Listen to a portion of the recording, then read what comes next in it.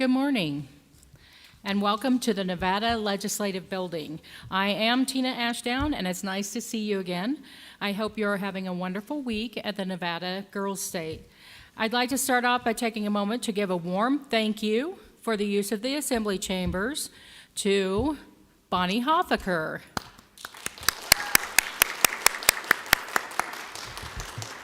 She is the Chief Clerk of the Assembly, and I'd also like to give a warm thank you to the Secretary of the Senate, Brendan Busey. A lot of people work hard to make this a memorable experience for you. I would like to acknowledge staff who are helping us with our session today. These include Assembly staff at the desk and behind the scenes, broadcast and production services, Research Division, including Constituent Services, Information Technology Services, and the Legislative Police.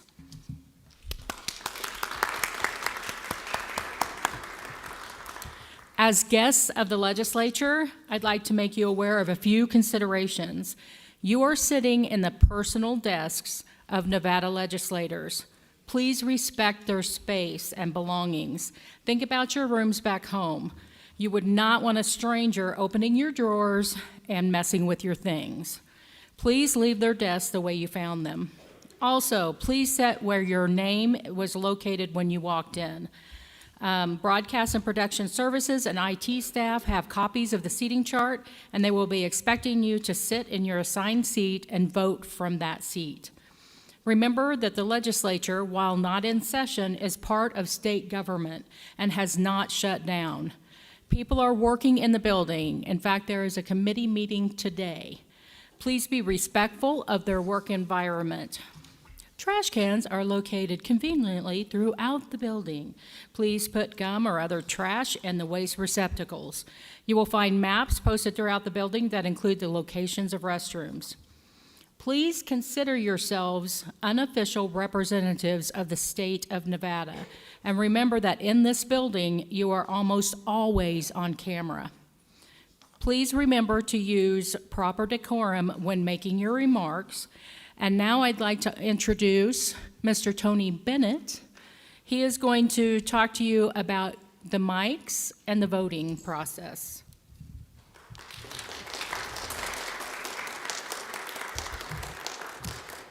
Hello, everyone.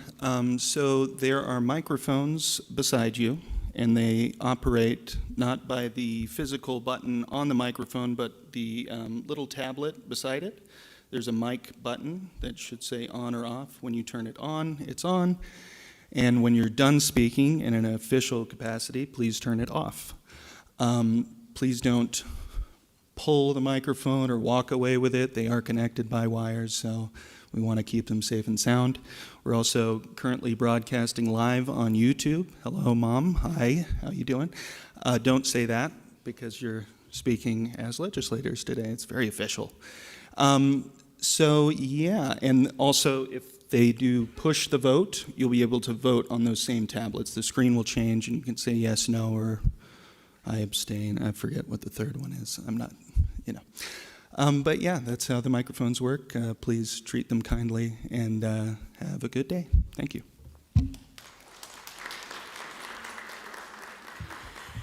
We are fortunate in Nevada that our government buildings are very accessible to the public. However, you may have noticed that legislative police officers are in the building. They are responsible for the safety of every person who walks on these grounds.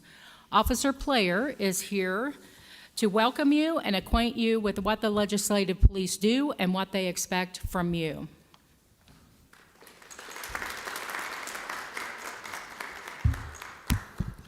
Thank you and welcome. I think everything was explained pretty well. So we are here just mainly for protection. All of us are former law enforcement officers from other agencies, whether it's Reno, Sparks, Washoe, Highway Patrol. So we're here just to ensure everyone's safety and make sure you have a good time. One thing I was asked is the gift shop. They're a little short-staffed right now, so they would like to only have maybe 5 people at a time actually in there. Other than that, enjoy, have fun, respect the rules, and we'll be seeing you around.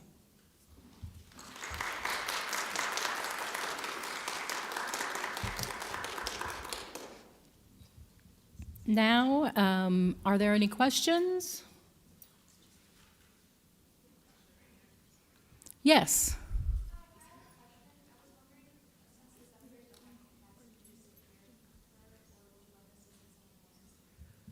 What? For the joint session, you will just follow your script parts with no name tags. Your name tags are in your chamber.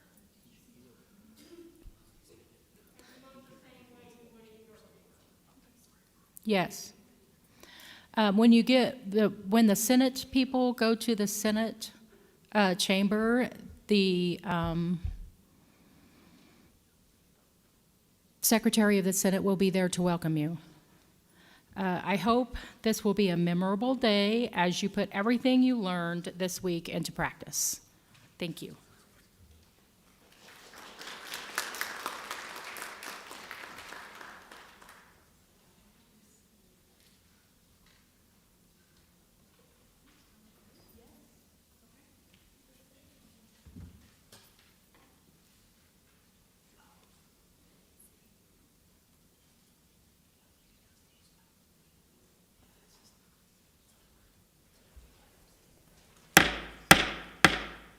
The Nevada Girl State Joint Session will come to order. The Secretary of the Nevada Girl State Senate will call the Senate roll.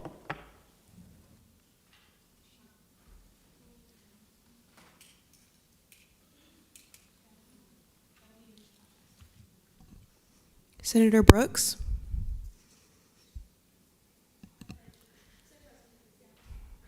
Senator Fraga.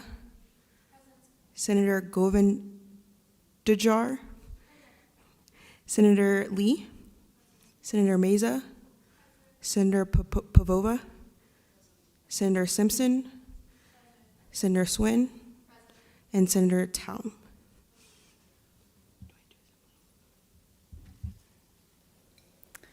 There are 9 Girl State Senators present. The Chief Clerk of the Nevada Girl State Assembly will call the Assembly roll.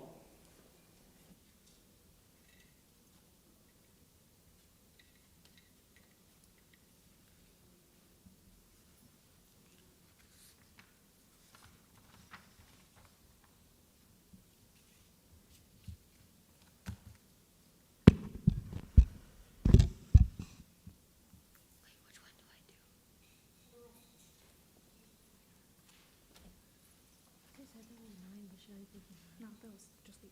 Start with them. Yes, in that order, and call them Assemblywoman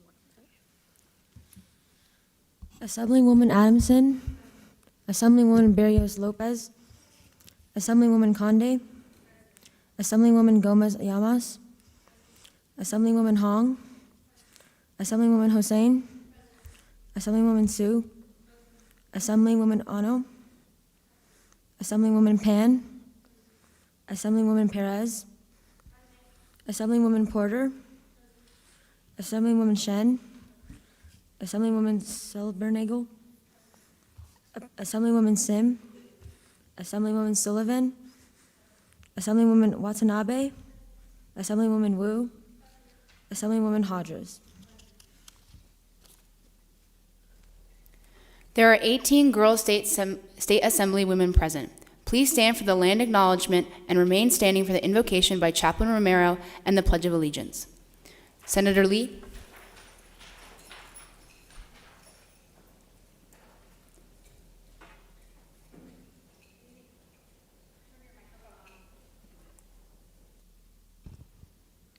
We begin today by respectfully acknowledging that the facilities we have utilized and enjoyed during this week are situated on the treated and unceded traditional homelands of the Northern Paiute, Washoe, Western Shoshone, and Southern Paiute peoples. These lands continue to be a gathering place for Indigenous people, and we recognize their deep connections to these places. We extend our appreciation for the opportunity to live and learn on their territory. We would also like to acknowledge the painful and heartbreaking history of Indian schools, as we aren't far from Nevada's only Indian boarding school, Stewart Indian School. Indian schools were where kidnapped Indigenous children were taken to have their native culture taken from them. In order to move forward as whole people, much healing must be done. We must recognize wrongs done in the past, find ways to reconcile with living descendants, and put into place policies to make sure those histories are not repeated. Thank you, Senator Lee. Chaplain Romero?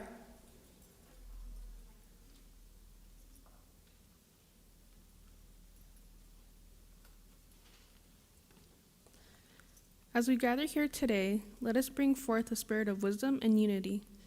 May we, entrusted with the responsibility of serving our community, approach our deliberations with open hearts and minds. Let our decisions reflect fairness, justice, and comparison for all whom we represent. In this chamber, may respect guide our discussions, understanding temper our differences, and cooperation illuminate our path forward. Let us remember our duty to uphold the values of integrity and inclusivity, seeking the common good above all else. As we commence this session, may we be mindful of those who entrusted us with their voices and aspirations. Let our words and actions today resonate with the promise of a brighter future for our community and beyond. In this shared endeavor, may our efforts be guided by humility and a commitment to service. Amen. Thank you, Chaplain Romero. Please join me in reciting the Pledge of Allegiance. I pledge allegiance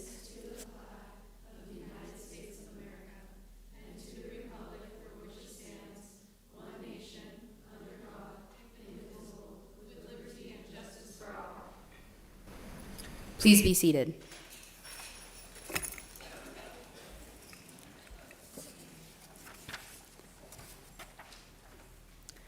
I will now appoint the following committee, a committee of two, consisting of Senator Talim and Assemblywoman Perez, to wait upon Chief Justice of Nevada Girl State Talim and escort her into the Assembly chamber.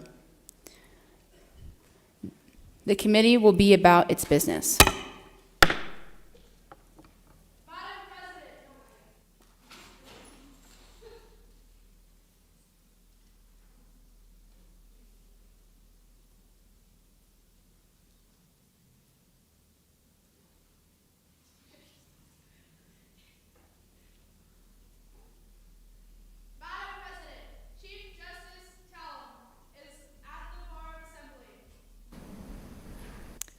Will the Committee on Escort please escort the Chief Justice to the Chief Clerk's reading rostrum to administer the oath of office?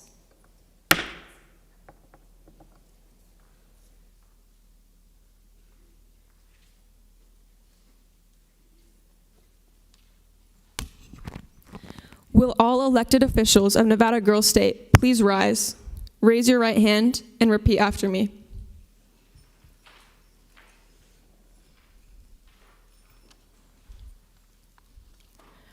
I do solemnly affirm that I will support and defend the Constitution of the United States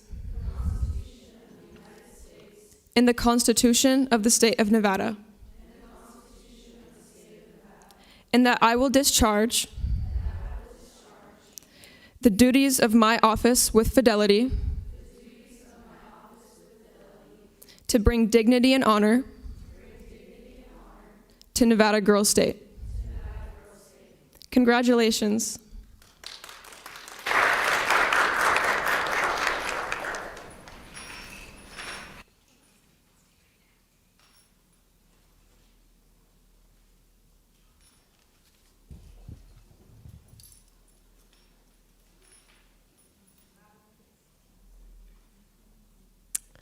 Madam President, I move that the joint session of the Nevada Girl State Legislature extend its thanks to Chief Justice Talim of Nevada Girl State for administering the oath of office.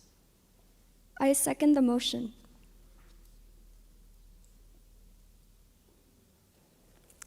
You have heard the motion. All those in favor say yes. All those opposed say no.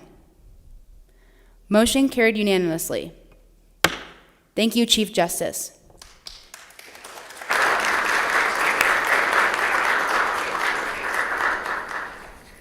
I will now appoint the following committees. A committee of 2, consisting of Senator Fraga and Assemblywoman Conde, to wait upon Her Excellency Governor Heafy and escort her into the Assembly chamber. A committee of 2, consisting of Senator Brooks and Assemblywoman Yu, to wait upon the justices of the Supreme Court and escort her into the Assembly chamber. To escort them into the Assembly chamber. The committees will be about their business.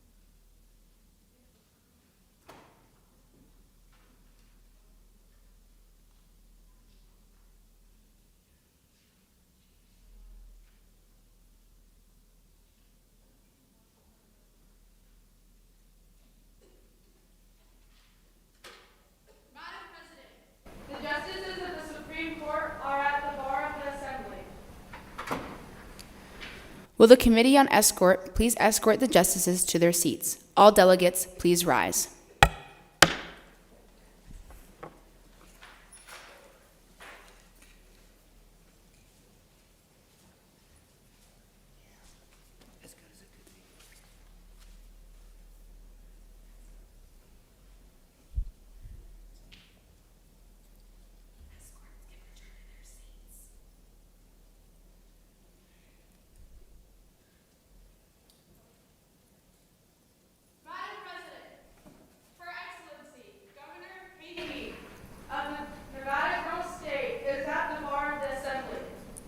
Will the Committee on Escort please escort the Governor to the Chief Clerk's reading rostrum?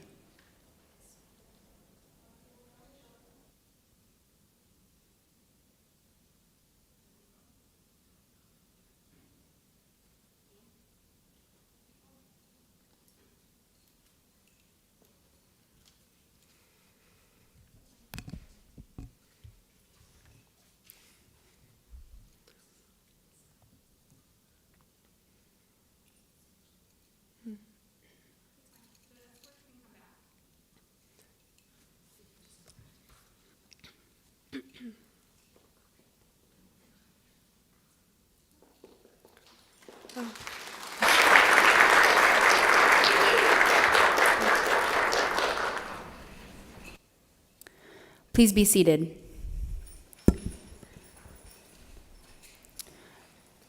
Governor Heafy, it is an honor and pleasure to welcome you to this joint session of Nevada Girls State, and we invite you to deliver your message. Thank you, Madam President. Welcome, everyone, to the 2024 Nevada Girls State Legislature. Congratulations on this momentous accomplishment. You have all worked tirelessly to turn your inspired visions into bills. You have gone on to rework, edit, lobby, and defend. You have lost sleep, spent hours brainstorming and writing, and spent all your time and energy the past week preparing for this day. Now, it is finally here. This Girls State Legislature is composed of an incredibly diverse cast of characters. We have diverse beliefs, opinions, interests, and backgrounds, all shaping our unique perspectives. However, there is one unifying factor that I have identified amongst every single one of you. We are all driven to promote change we believe in and are unwilling to back down in the face of dissent.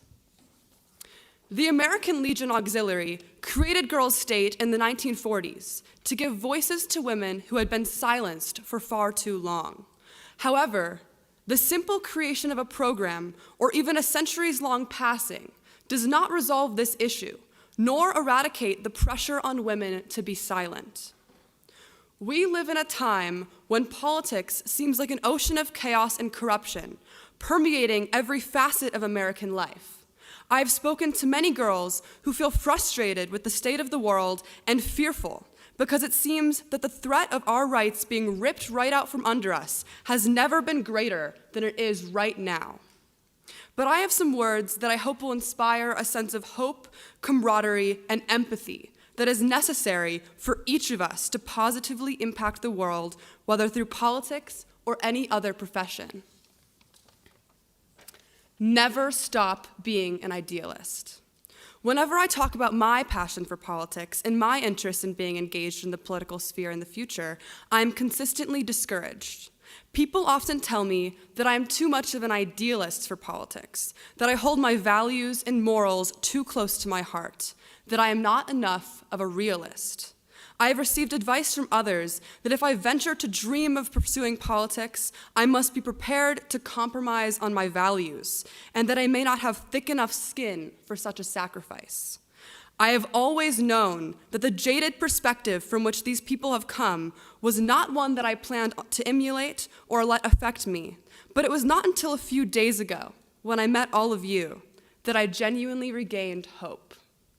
Right now, I'm looking at a room of idealists, women who have identified issues within their communities and chosen to defend their convictions on these issues.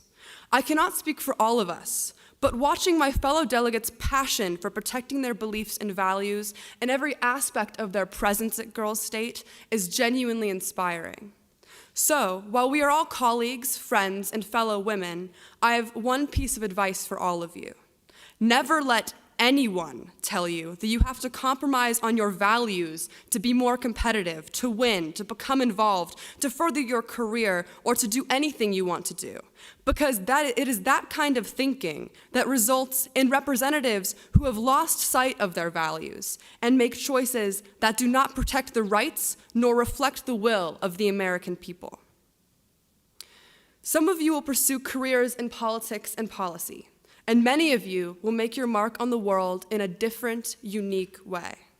But all of us should protect and defend our values, especially in the face of dissent. Moral integrity is a lifelong commitment. But as youth leaders and women who desire to create a lasting and positive change for the world, there is no more important virtue. I have faith in all of you that you will carry your values into whatever you endeavor to accomplish. Thank you all for electing me to represent you for the 2024 Nevada Girls State Session. It has been an honor. I wish you all the best in defending your legislation. Thank you.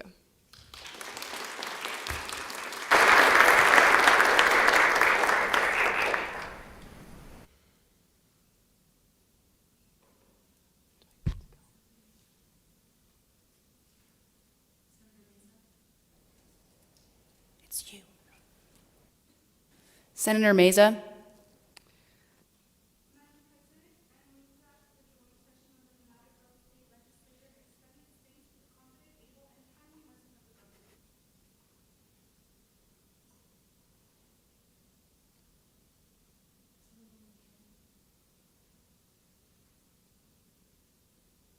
I second the motion.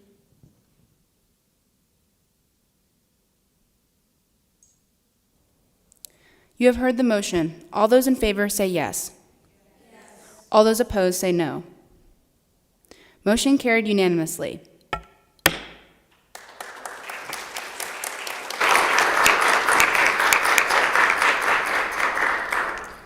The Committee on Escort will escort the governor to her station at the press box of the area of the Assembly Chamber.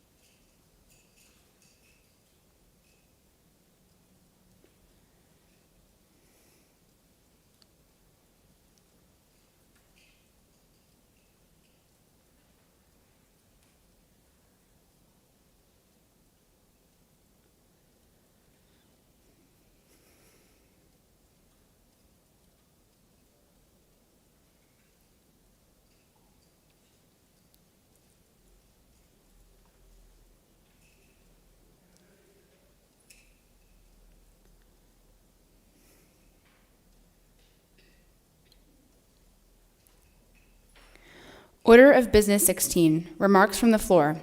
Madam Secretary, please read the first proclamation. Nevada Girls State Assembly and Senate Joint Proclamation Number 1 expresses the appreciation of the Nevada Girls State for the opportunities offered to them in 2024. Whereas Nevada Girls State was privileged to hold its 2024 session at the University of Nevada, Reno in Reno, Nevada, and all the members enjoyed the generous and gracious hospitality of their host. And whereas members of the American Legion Auxiliary, Department of Nevada, and various government officials contributed to making this the most successful session, and whereas members of the Legislative Council Bureau and other government agencies assisted us greatly in the implementation of our program, and whereas many citizens and officials of the state of Nevada helped us successfully attend our program, and whereas Nevada Girls State was thankful to receive generous financial contributions from members of the community, including the University of Nevada, Reno, and the E.L. Cord Foundation and the Redfield Foundation.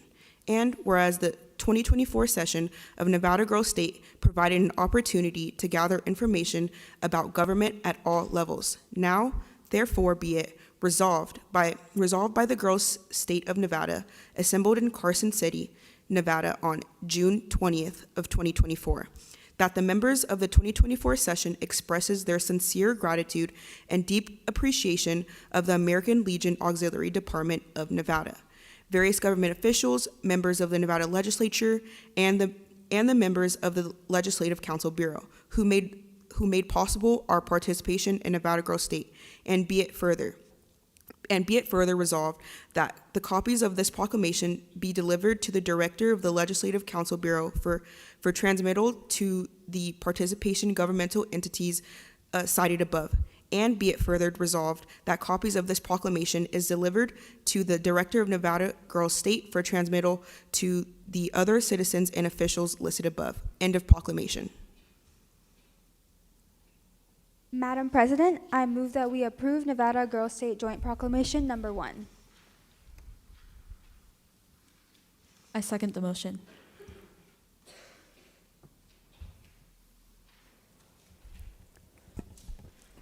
You have heard the motion. All those in favor say yes. Yes. All those opposed say no. Motion carried unanimously.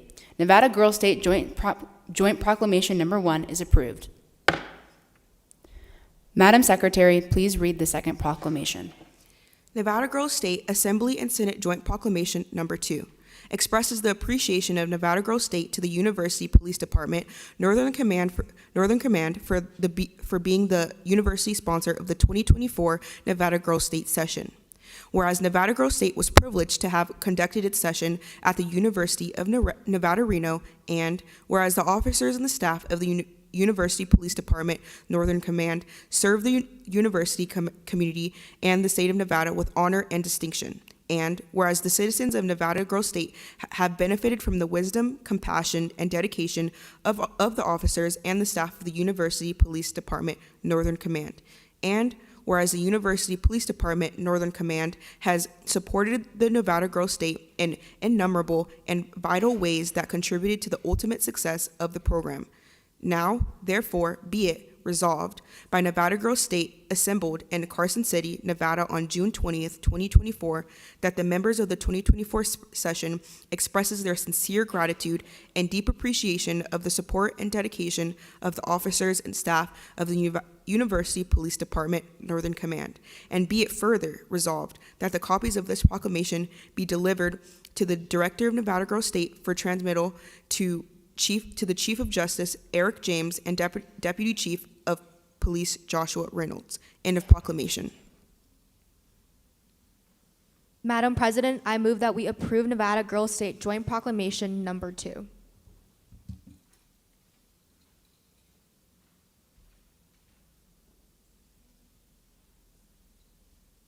I second the motion.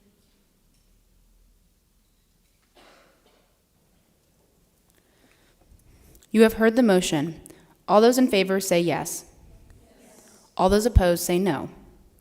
Motion carried unanimously. Nevada Girls State Joint Proclamation Number 2 is approved. Senator Simpson. Madam President, I move that the joint session of the Nevada Girls State Legislature be dissolved. I second the motion. You have heard the motion. All those in favor say yes. All those opposed say no. Motion carried. Governor Heafey, it would be appreciated if you remain at your station in the Assembly chamber at all times during the session so that enrolled bills can be delivered to you for your consideration of passage or veto. Will the senators go directly to the Senate chamber to begin the legislative business?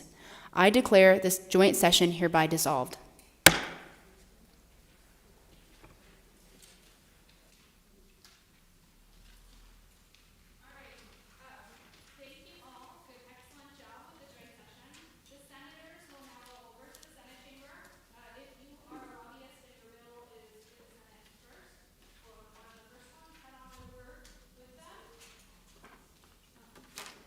Also, a quick reminder to the senators and assemblywomen, when you are called on to speak and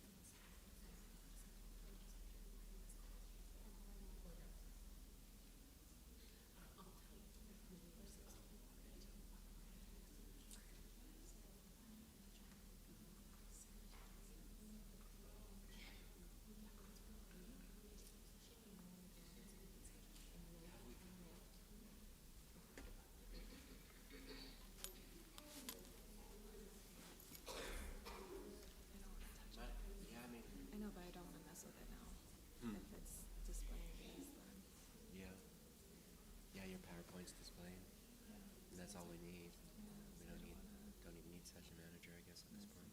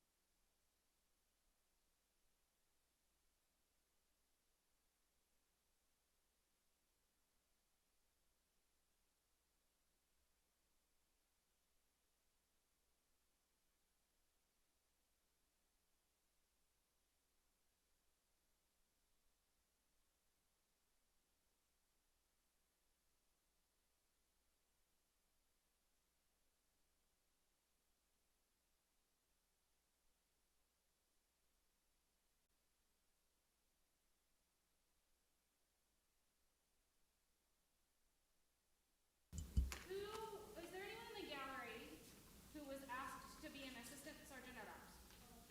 Come on down.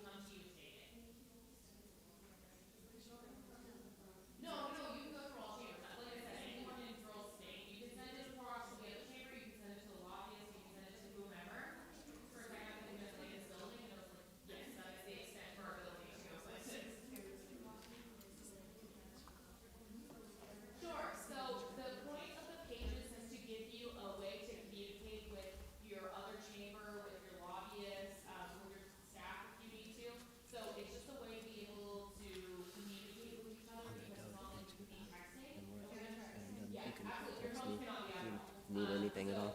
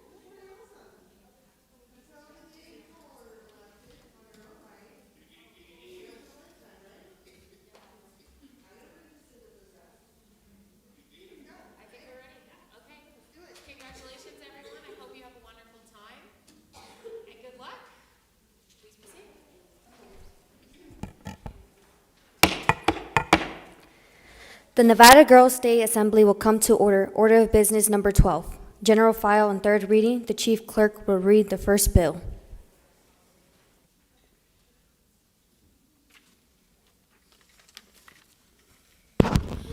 AB 10, an act that will establish a 0.08% tax on gambling-based gains in order to fund a program to guarantee individuals with self-care disabilities an option of a daily trained caregiver to the place of their residency, regardless of their financial position. End of bill.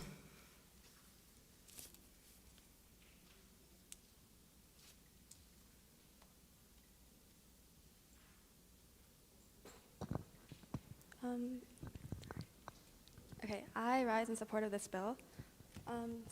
Specifically, it addresses the issue of lack of care all individuals with self-care disabilities face, specifically in respect to these individuals under the poverty line, or specifically within or under the poverty line. Section 2, subsection E, specifically states that 1/4 of these individuals cannot afford it in the first place.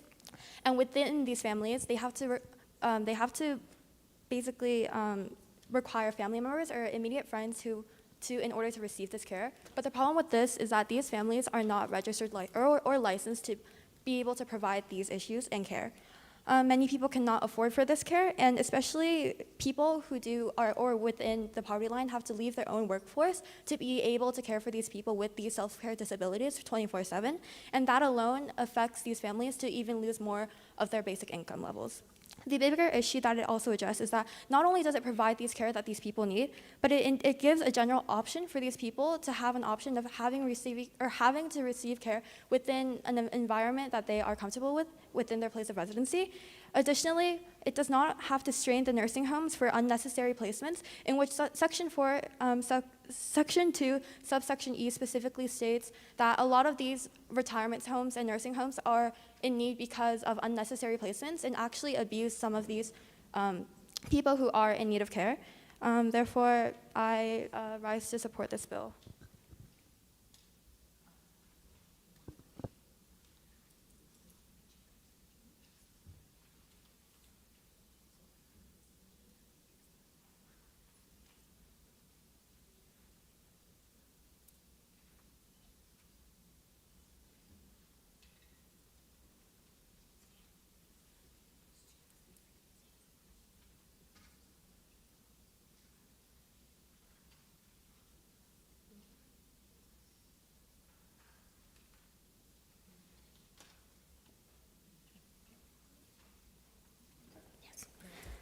Assemblywoman Perez, you may speak.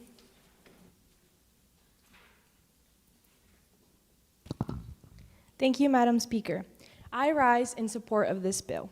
In Section 2, it states, important statistics include that 98% of primary caregivers are immediate family, 60% reportings to have been self-trained, and 47% reportings have never been trained. With that being said, most caregivers are family, right? So, and they also have not been trained. So that means meaning that they don't have the proper education and ensuring the safety of the person in needing of care and for themselves. For example, dementia patients have memory loss, which tend to cause them to get aggressive. When they get aggressive, without the proper training, they can harm themselves or their caregivers. So with this, it'll help with educating trainers and helping them and with their safety. Thank you.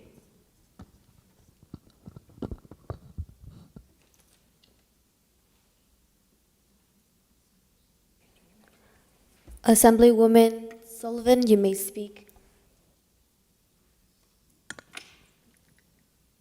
I rise in support of this bill. Thank you, Madam Speaker.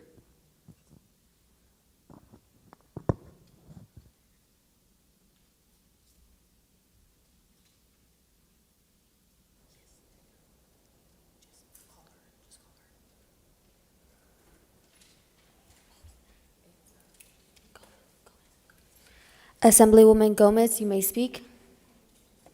Thank you, Madam President. Of this bill. I think this bill is important because it's important to ensure the relationships between families and to keep tight-knit relationships. And with that, this ensures that they don't create a burden or a drift in them as they feel that they are taking care of them and their whole lives is into their personal care for their family member. It is important to keep their relationships close so that way they can have the right support team for whatever they are going through. Thank you.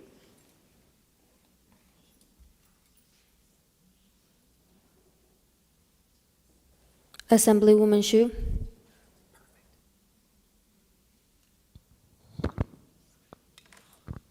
Thank you, Madam Speaker.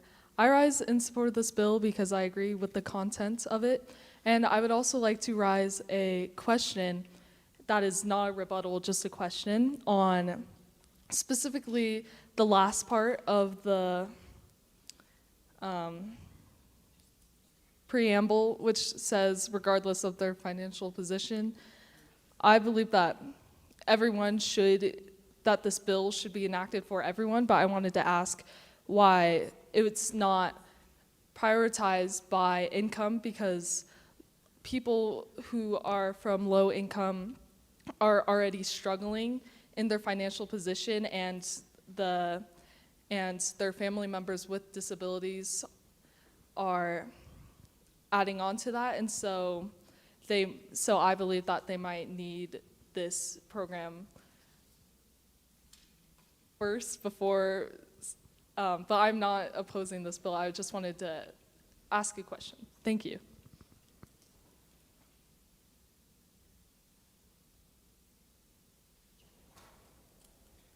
Assemblywoman Wu, you may speak. Thank you, Madam Speaker. I rise in support of this bill, and it's mostly because of a personal experience that I want to just share with everyone here. My grandmother, prior to her passing, had Alzheimer's for over a decade, and she had 6 wonderful children, one of whom was my aunt. And the result of this was my aunt, who was very close to her mother, ended up spending over 10 years just staying at home taking care of her. And this impacted my aunt's family, such that she divorced her husband and her kids felt slightly estranged from her due to her constantly spending time with her mother to take care of her needs in her final years. And while it was totally understandable, I genuinely believe that this bill will help situations such as my family's, and not just because of financial strain, but because of the impacts it can have on other family members, not just the caretaker and the person affected, but also the people who are related to the caretaker, etc. So thank you so much. I concede. Assemblywoman Barrios Lopez.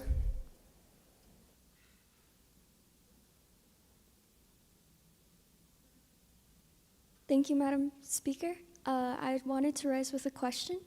So I just wanted some clarification on the aspect where caregivers will be given to people who need those caregivers.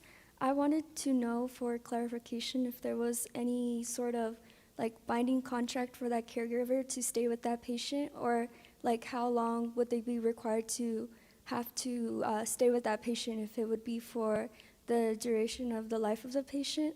I just wanted clarification on that. Thank you. Assemblywoman Ono.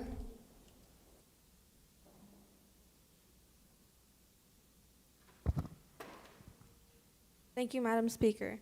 I rise in support of this bill because this will allow families who struggle financially and can't support medical care because of the high medical costs and the bills. Thank you, Madam Speaker. Assemblywoman Conde.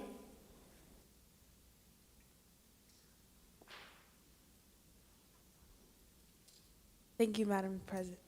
Thank you, Madam Speaker. I also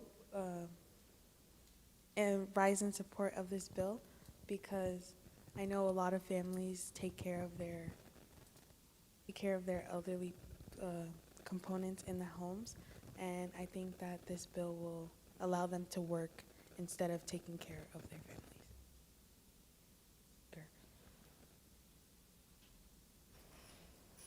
Assemblywoman Watanabe.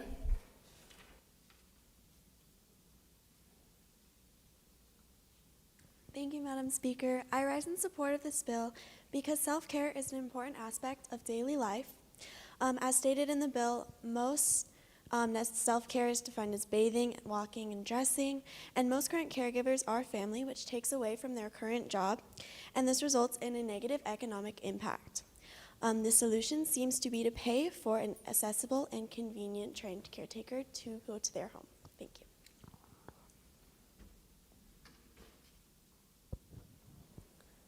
Assemblywoman Porter.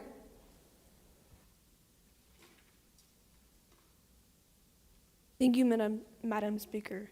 I rise in support of this bill. I wanted to agree with and add on to Karen Wu. This bill not only supports the disabled individual, but also their family by allowing them to have more time to work to financially support the disabled individual. Thank you.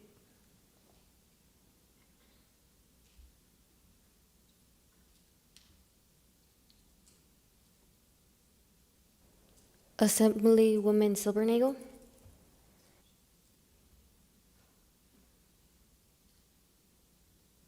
Thank you, Madam Speaker. I rise in support of this bill. Many low-income families can't afford caregivers, and taking time off will decrease their chances of ever getting one. This bill will bring support to those families and help the individuals that need care to be given the proper care by the trained professionals. Thank you. Assemblywoman Sim.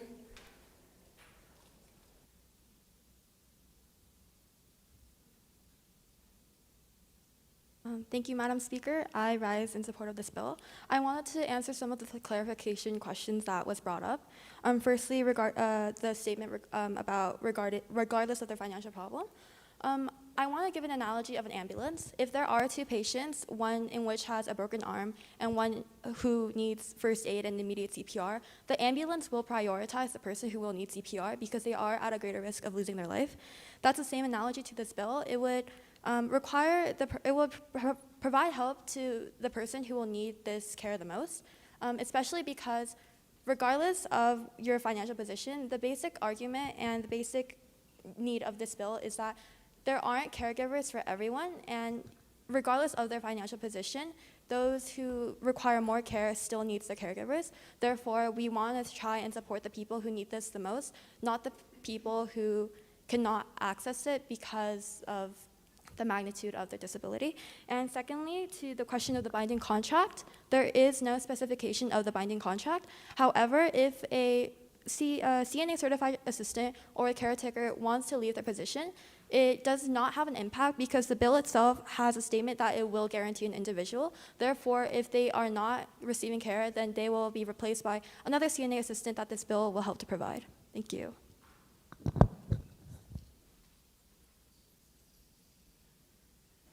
Assemblywoman Pan.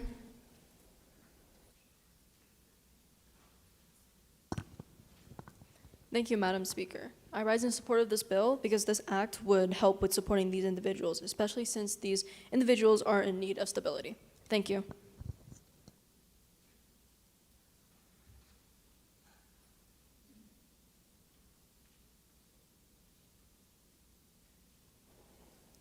Assemblywoman Sue. Thank you, Madam Speaker. I rise to say that my question has been answered and that I support this bill. Thank you.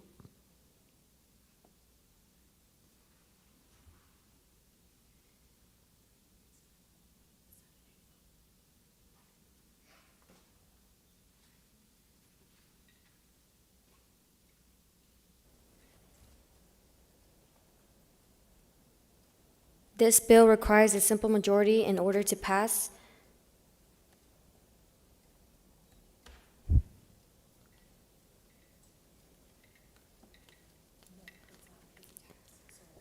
This bill raises revenue and therefore requires a two-thirds majority in order to pass. The chief clerk will open the vote.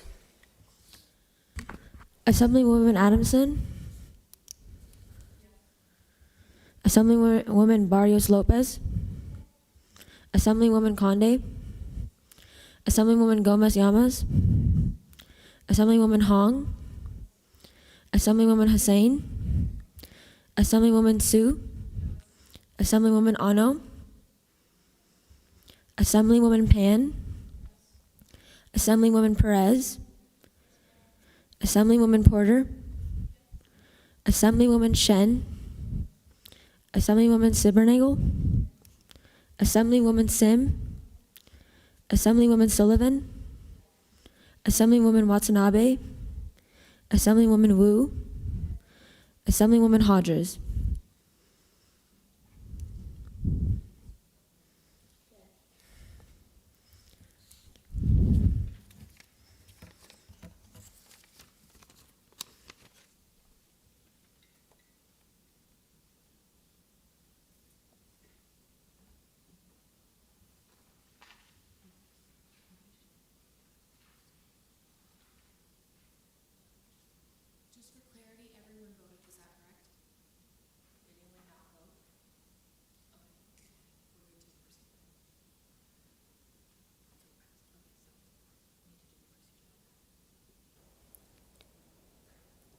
Does anyone wish to change her vote? No? Okay.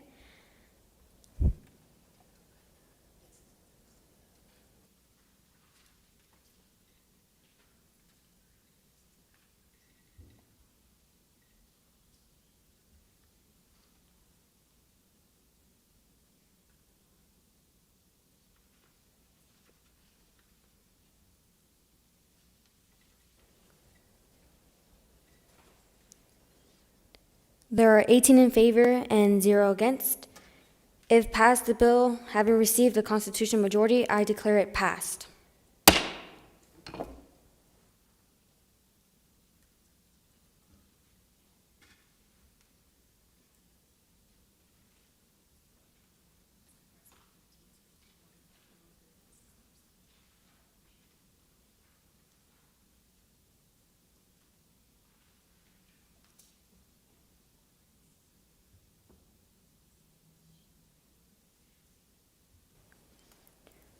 Order of business number 7, messages from the Senate.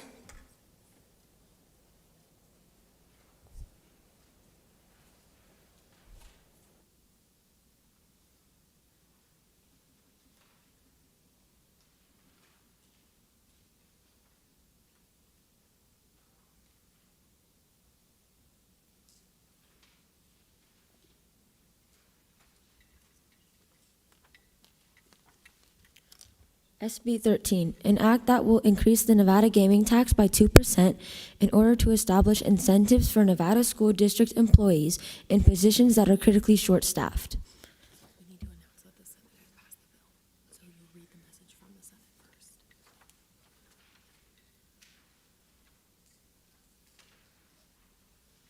Perfect. So just read the whole message as it's stated.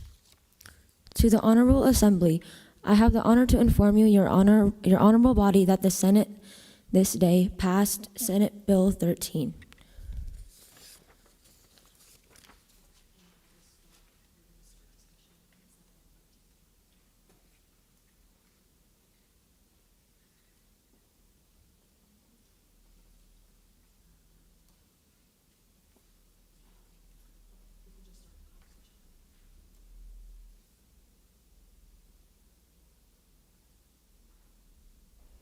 Assemblywoman Conde.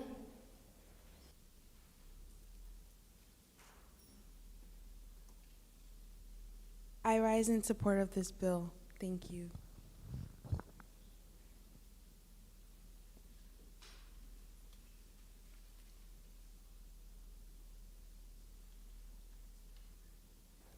Assemblywoman Wu.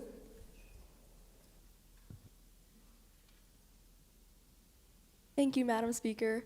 I rise in support of this bill because of its flexibility and the incentives that it provides. Not only is it supplying an incentive for young professionals to go into the careers of teaching, being a bus driver, or counsel for the Nevada school districts here, but this is addressing a need where we have over almost 3,000 vacant spots, which in turn cater to over 35,000 students that don't have a licensed professional standing in front of their classroom in regards for teachers. Additionally, there are multiple incentives in this program. One, this bill will either pay for higher education, such as a master's or a doctorate degree in the case of a teacher. But additionally, if a bus driver or if there's any person that may want to switch careers, this will also possibly benefit them. But if the person is not in search of a higher education, they can also opt in for matching 401k payments, which would go towards their retirement. Additionally, this bill includes a contract in which anyone who benefits from these incentives are required to stay in a Nevada school district for at least 10 years, so as to ensure that our students reap the most benefits out of this bill. Thank you so much.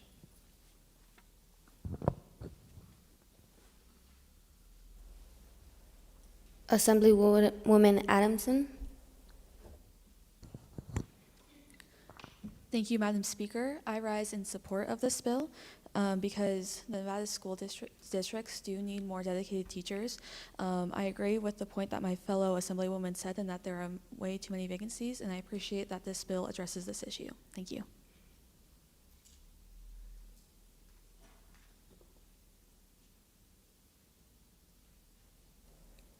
Assemblywoman Silbernagel.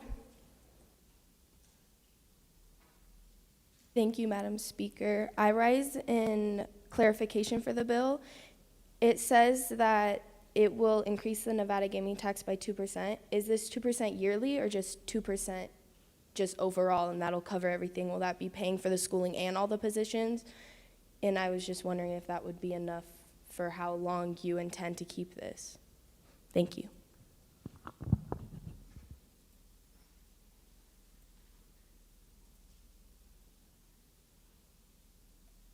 Assemblywoman Gomez. Thank you, Madam Speaker. I rise for clarity. On Section 2, it states that the Clark County School District employs 664 long-term substitutes alone.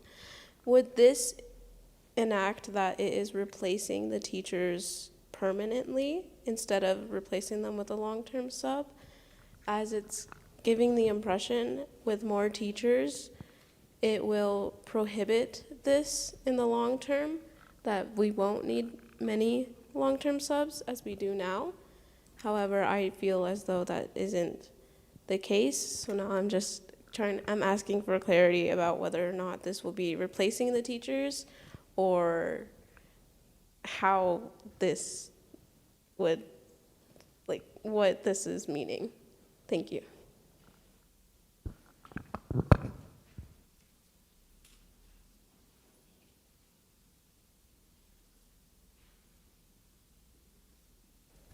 Assemblywoman Hussein.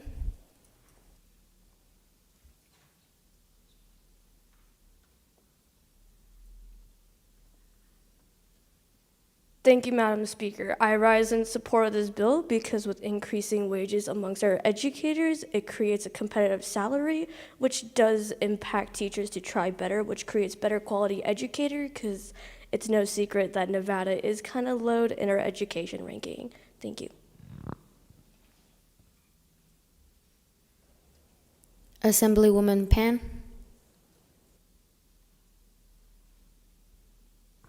Thank you, Madam Speaker. I rise in support of this bill because this would help positions that are vacant and not only benefit teachers, but will also help with the education of students. And also states in Section 1 that there are a lot of vacancies which can be helped with this act. Thank you.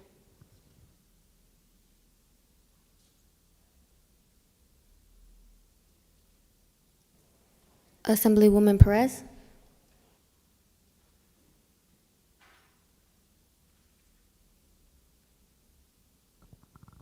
Thank you, Madam Speaker. I rise in support of this bill because this act is very diverse. It says in the act that it will help bus drivers, and right now in Clark County, educational trips are getting refused due to lack of bus drivers available. In my experience in schools, we got told we couldn't go on senior trips and trips to museums and such just because we didn't have enough buses provided for us. So I think this bill will help us getting kids to get more involved and be excited more about school because we're able to get transportation out of just our school location. Thank you.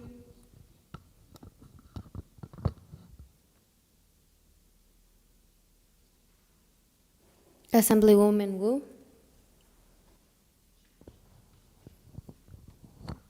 Thank you, Madam Speaker. I rise to answer the questions of my fellow Assemblywomen, starting off with the gaming tax. So this bill would increase the gaming tax by 2%, and this tax is basically any tax that is put onto the gamble winnings of anyone who comes to Nevada and they win money through our industry. And then this would go into fund the incentives that are described in this bill, so paying for the higher education of anyone who wants it, or matching 401k payments. And then this would only be this would only happen for as long as this bill occurs, as is stated in the preamble, that the incentives will no longer be available when school districts decide themselves that there is no longer a need to have the incentives and that the vacancies have been filled to a desirable point. And then to answer the other question about the long-term substitutes, this bill is designed to get more teachers into the school district in Nevada so that we won't have subs, as there have been studies shown that having a long-term substitute, especially someone who is teaching a class that they don't have prior knowledge in, can result in severe learning gaps for our students. So this bill is designed to bring in teachers who know what class they're teaching and to fill any vacancies that maybe even a long-term sub can't. Thank you so much.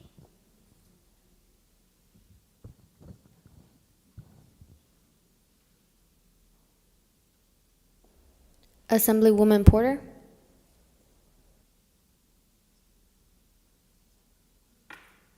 Thank you, Madam Speaker. I rise in support of this bill. Adding on to Assemblywoman Perez, I would like to add a personal story of me having to drive my friend home from school multiple times because of the lack of school bus drivers. This causes a lack of resources for students and adds stress for parents and other individuals involved for students to attend school. Thank you.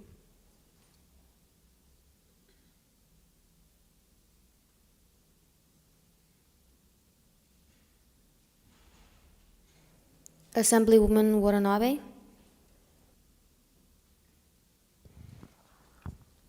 Thank you, Madam Speaker. I rise in support of this bill because this bill seems to provide a method and program where students interested in a teaching profession will have opportunities to give back to their community. By providing their education to get a degree from a college, it seems to be an effective way to increase the amount of teachers over time, as they will come back and teach in a Nevada school. Thank you. Assemblywoman Barrios.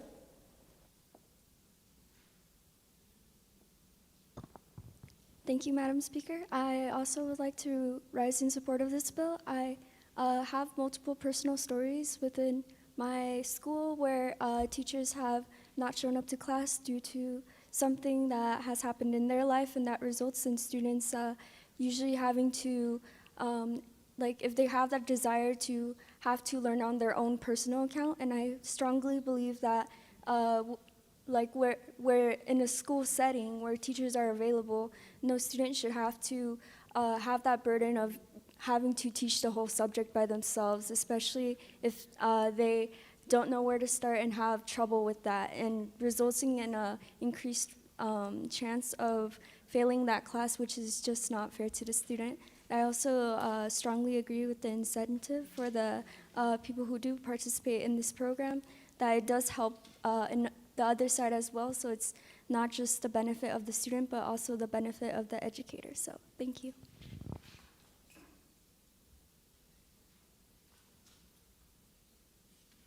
Is there anyone in opposition to speak? If so,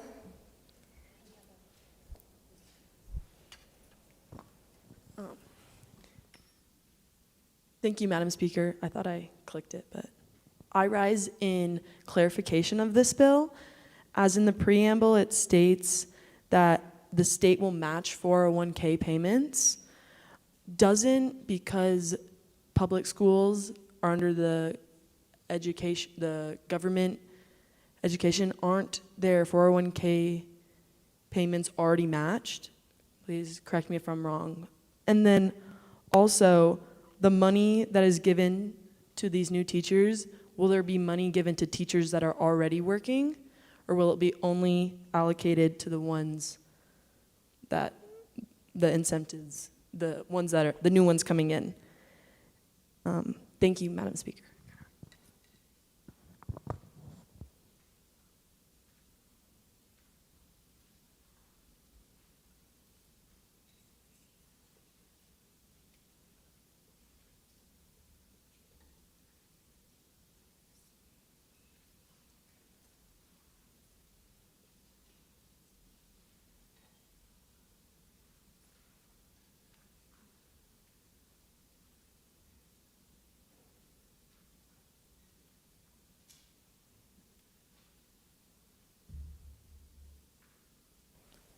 Is there any further oppositions?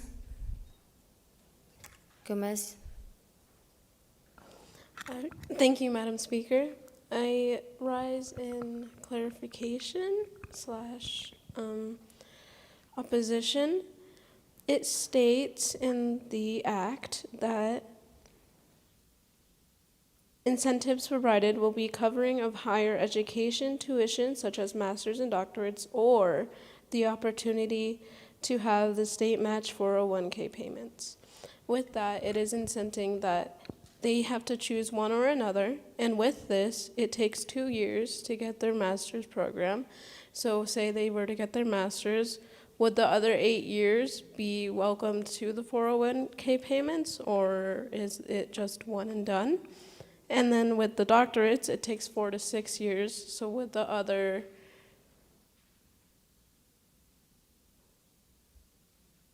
6 to 4 years be offered, or would it still be a one and done? Thank you.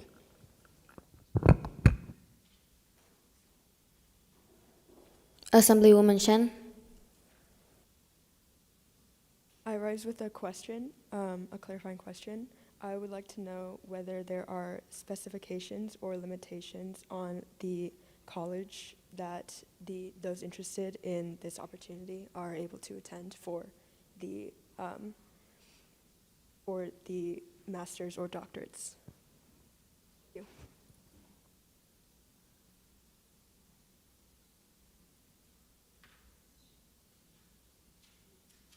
Assemblywoman Ono?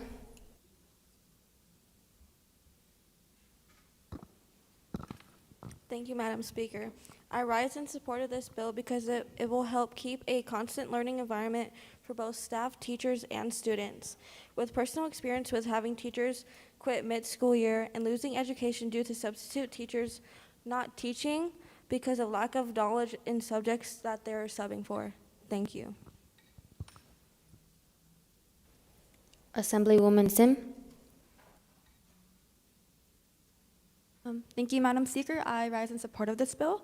Regarding the question asked earlier about 401k payments, I believe that it doesn't matter whether or not the state already reached or if schools have reached those payments. The issue is that regardless of whether it is reached or not, we still have these underlying issues and students are not getting the education they are provided. I believe that through this bill and the funds that it provides, it will help us or at least have an opportunity for the state of Nevada to help students receive education through qualified teachers by ensuring master's and greater doctorates that they could provide with better education. Assemblywoman Wu?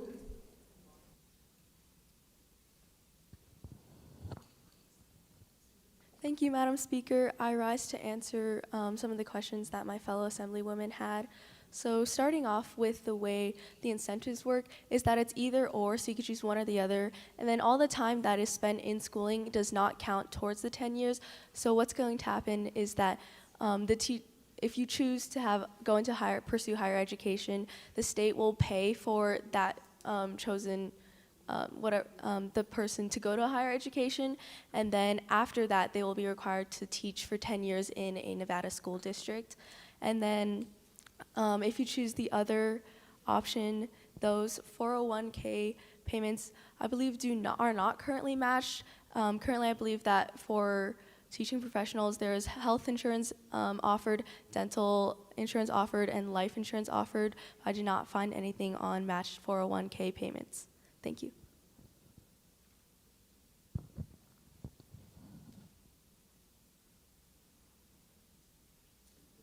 Assemblywoman Conde.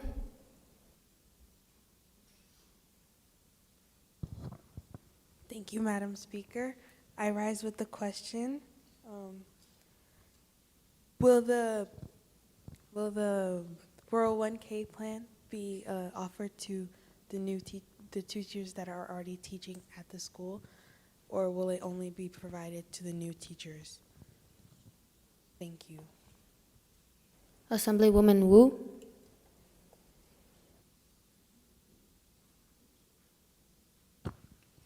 Thank you, Madam Speaker. So the 401k payments will only be acting as an incentive to bring in new teachers, so it won't apply to any of our current teachers.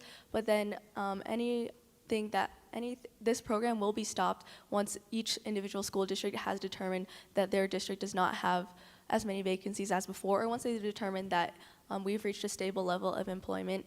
Additionally, teachers are not paid with any of the money that we receive from the gambling tax. I believe that was brought up earlier. All of the money is just used to fund the incentives. No one is getting paid extra or less. Thank you.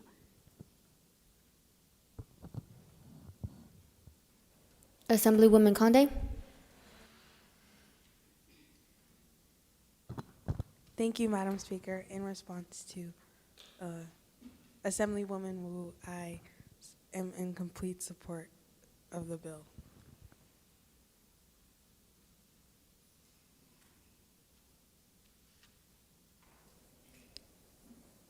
This bill raises revenue and therefore requires a 2/3 majority in order to pass. The chief clerk will call the roll.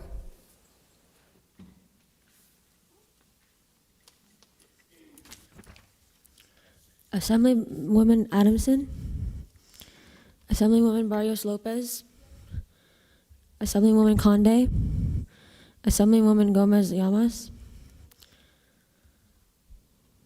Assemblywoman Hossein, Assemblywoman Sue,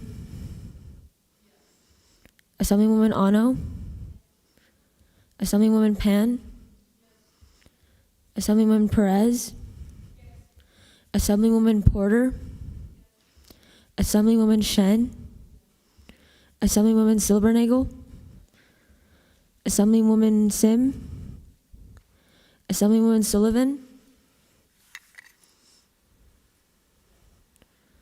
Assemblywoman Watanabe, Assemblywoman Wu, Assemblywoman Hodgers. Thank you.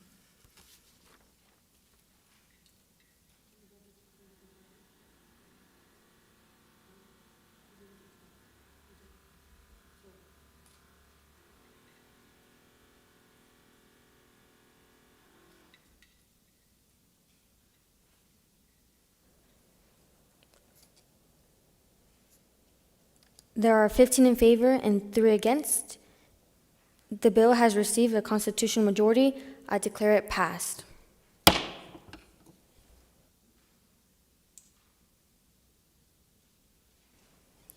Order of business number 7, message from the Senate.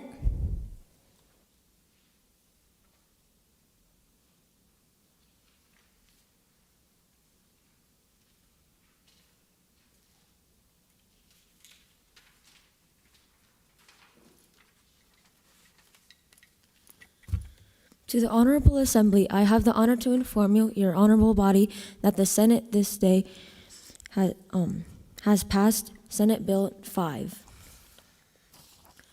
Senate Bill 5, an act that will allocate a 0.05% of marijuana tax revenues to fund the installation of flashing LED lights at all pedestrian signs not formally associated with traffic lights in Nevada, aimed at enhancing pedestrian safety and preventing accidents.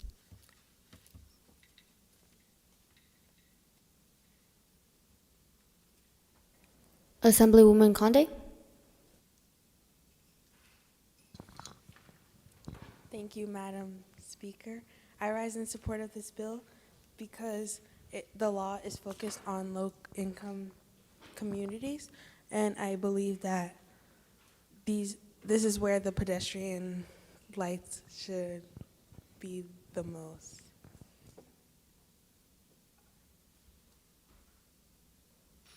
Assemblywoman Shu. Thank you, Madam Speaker. I rise in support of this bill, but I also rise to ask a question. To throw a question out there, I was just wondering if 0.05% of the tax would be enough funding required to go around the entire state of Nevada to implement these lights. Thank you. Assemblywoman Hussein. Thank you, Madam Speaker. I rise in opposition to this bill because it does say they wish to install the flashing LED lights around all pedestrian signs, because I rise in opposition of it because there are lots of crosswalk areas with these signs that do have street lights already posted around it, such as street posts already illuminating the road, so you wouldn't necessarily need to add the LED lights on all of the signs. Thank you. Assemblywoman Perez.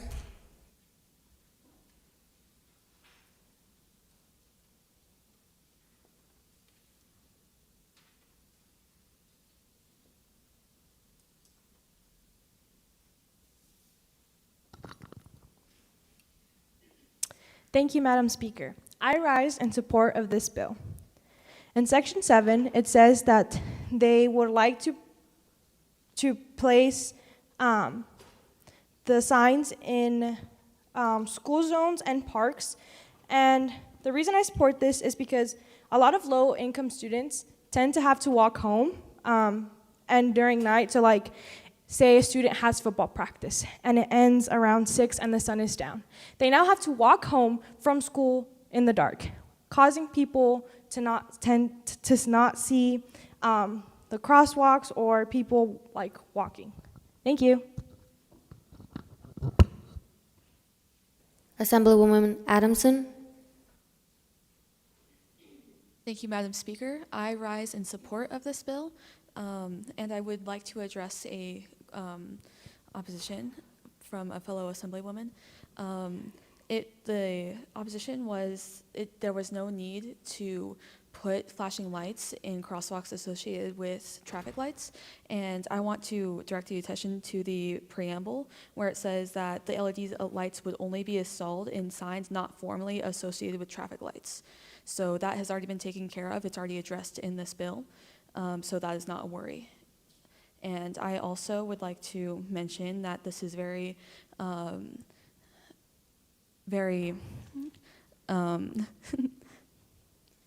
useful in low poverty areas where there may not be as much lighting as there are in more populated areas. So putting LED lights for pedestrian areas will decrease the death count from crashes in those areas. Thank you. Assemblywoman Shen. Thank you, Madam Speaker. I rise in support of this bill and would also like to address one of the questions asked by one of my colleagues about whether or not 0.05% of marijuana tax would cover the cost. So in Section 4, it states that the lights will be placed in areas or in densely populated areas and lower income areas. So that is a smaller portion of Nevada, and that tax would be enough to cover that cost. Thank you. Assemblywoman Pan. Thank you, Madam Speaker. I rise in support of this bill, but I do have a question. What would be the timeline of installing these flashing LED lights on all pedestrian signs? Since it's on all pedestrian signs, I was just wondering how long it would take and where it would start. Thank you.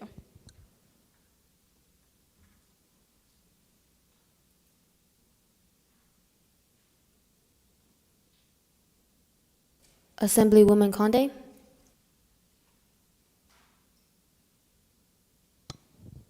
Thank you, Madam Speaker. I want to address Assemblywoman question about when would it be installed. I think they said yesterday that it would be installed as soon as possible after the passment of the bill. And then also I wanted to address the earlier opposition. I think that the bill states that it would be placed in focused, most importantly, in low income areas. So the ones that are already placed are in the higher income. So I think that it's really benefiting the lower income places. Thank you.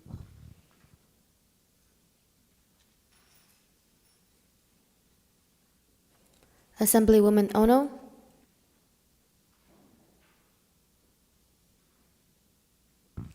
Thank you, Madam Speaker.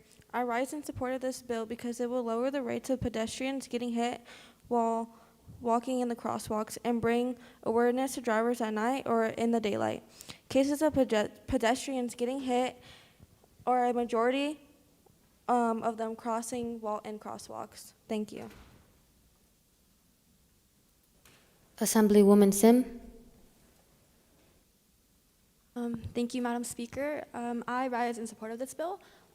Additionally, to address the opposition made formally, even if it does not directly put in newer replacements, I believe that just the fact that it raises driver consciousness is key, and that this will help prevent any accidents that are ongoing.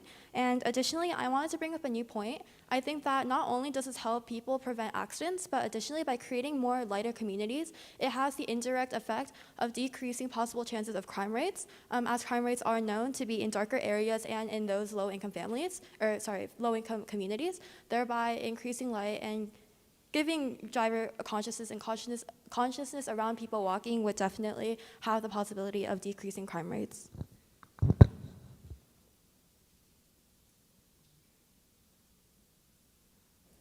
Assemblywoman Gomez. Thank you, Madam Speaker. I rise in support of this bill. I will say that I do agree with this being placed inside of parks, because growing up with a brother who would often have soccer games going into the night, it helps us see and recognize the kids who would live more near the park and could walk home. It helps us to prevent hazards and make sure that everyone gets home and able to walk safely. Thank you. Assemblywoman Silbernagel. I rise in support of this bill. Oh, thank you, Madam Speaker. As a driver myself, I have a few of the LEDs around stop signs and around pedestrian signs, and it does bring more awareness at night, especially because I live in a rural community, so as though there's not that many cars, there's more pedestrians because it's closer to parks and hiking trails. So it does bring more awareness to the people around the facility, and I have not seen anyone get hit yet, so that's good. Thank you.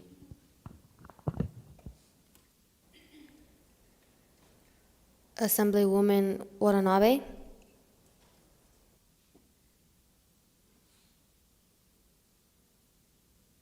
Thank you, Madam Speaker. I rise in support of this bill because limited visibility at night is an issue, especially in urban areas.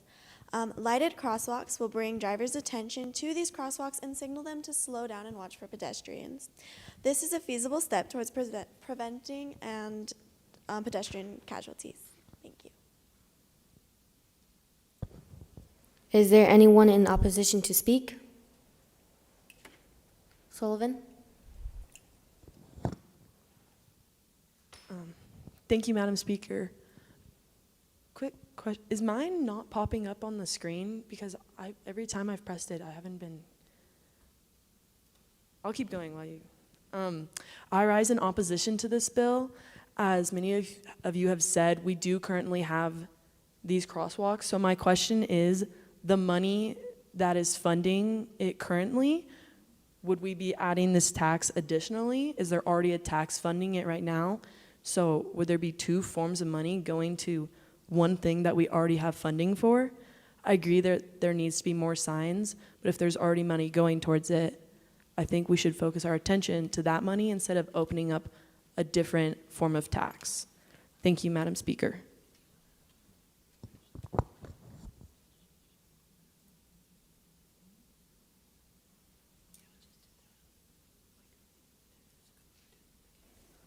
Madam Hong? I also don't think mine works, but I rise in support of this bill because I believe that it will prevent any accidents in all the neighborhoods, whether it is rural or urban. Thank you. Thank you, Madam Speaker. Assemblywoman Conde? Thank you, Madam Speaker. I rise to answer the opposition given by one of the other assemblywomen.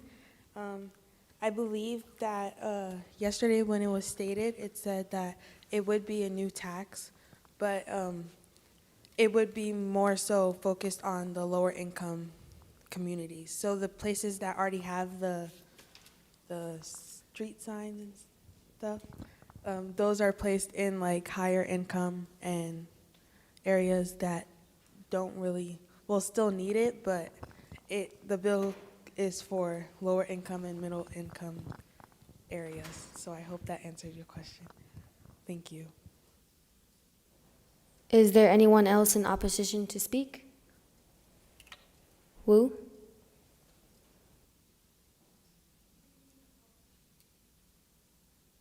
Thank you, Madam Speaker. I rise with a clarification question regarding whether there are any statistics on how many flashing stop signs we have already in Nevada.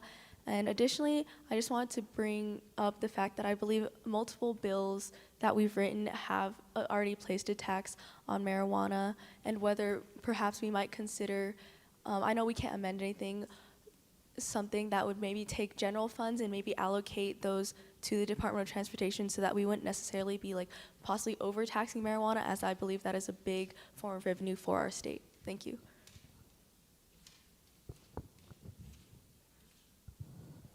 Assemblywoman Adamson? Thank you, Madam Speaker. I would like to clarify some of the concerns. So you're concerned about a fellow Assemblywoman's concern about allocating a new tax for marijuana is not relevant, because this is just allocating current marijuana taxes. So the current funds that is coming from the marijuana taxes are going to be allocated, 0.05% of it is going to this issue. So it is not raising the tax on this. Another concern we had was if there were existing funds for this, and if we don't want too much money going to this issue. From what I understand is that there is a little bit of an existing fund for this, but we wanted to put more towards this issue because it is a very big problem in the state of Nevada, and it does need more money to be addressed, especially in lower income areas. Thank you.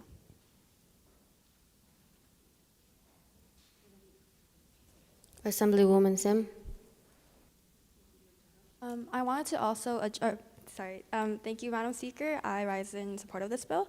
I also wanted to address the question about current funds and current plans for this similar programs that are going on right now. I think that current programs and current bills for this issue is not relevant.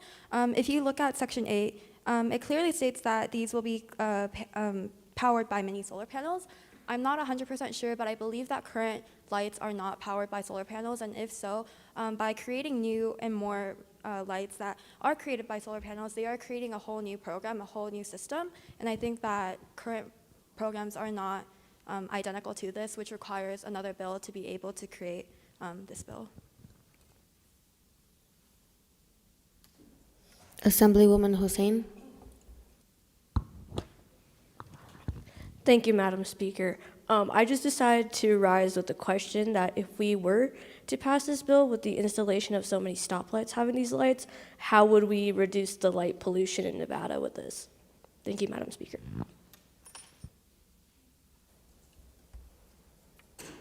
Assemblywoman Shen. Thank you, Madam Speaker. I rise in support of this bill. I would like to further address the question about current funding. So this bill would add to the funding for these lights, and this new money would also allow for repairs and fund for more signs, so it would be able to help more areas and more people. Thank you.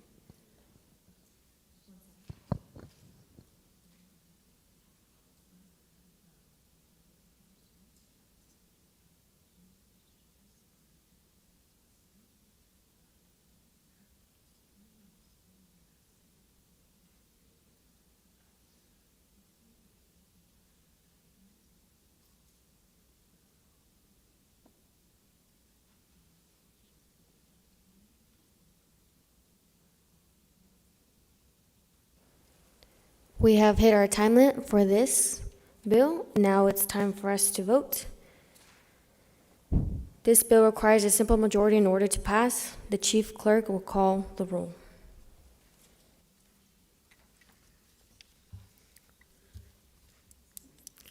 Assemblywoman Adamson, Assemblywoman Barrios Lopez, Assemblywoman Conde, Assemblywoman Gomez Llamas, Assemblywoman Hong, Assemblywoman Hussein,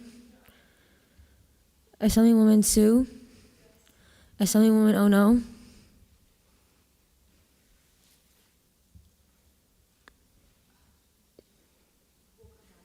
okay, Assemblywoman Pan, Assemblywoman Perez, Assemblywoman Porter, Assemblywoman Shen, Assemblywoman Silbernagel, Assemblywoman Sim, Assemblywoman Sullivan, Assemblywoman Watanabe, Assemblywoman Wu, Assemblywoman Hodges.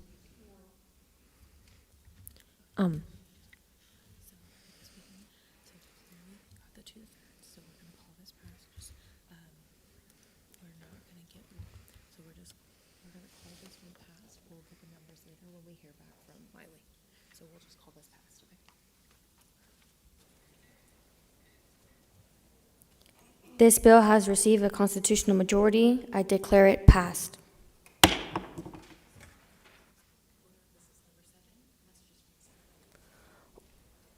Order of business number 7, messages from the Senate.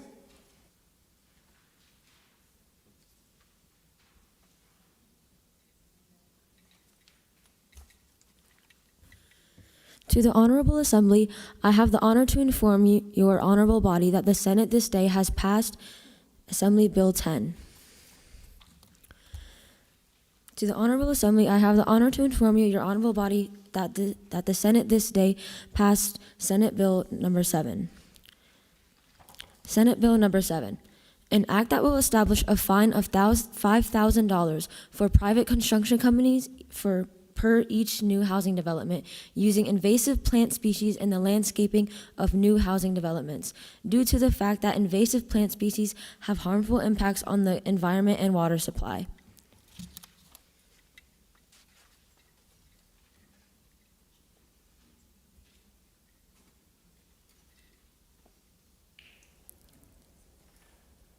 Assemblywoman Gomez. Thank you, Madam Speaker. I rise in opposition of this bill. I will state that many of the plants that are native to Nevada are shrubbery and very dull looking. Many people would like their house to look homely and flourish. And though our state flower, the sagebrush, is a beautiful flower, there are many people who live in Nevada, despite living here, are allergic to sagebrush, as it can create a lot of pollen and get very brittle very fast. Thank you. Assemblywoman Sullivan. Thank you, Madam Speaker. I rise in opposition to this bill. The bill doesn't state how they will be deciphering if a plant is invasive or not. As we have 16 counties in Nevada, all with different topography, the invasive species will vary depending. For example, Incline has forests and trees versus Clark County has a very different topography. So the invasive species will be different for each. It doesn't say funding or what people would be deciphering, which county would allow certain species. And yeah, thank you, Madam Speaker.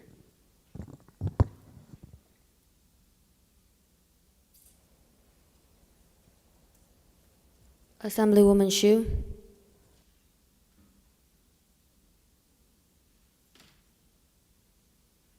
Thank you, Madam Speaker. I rise to answer a question and ask a question.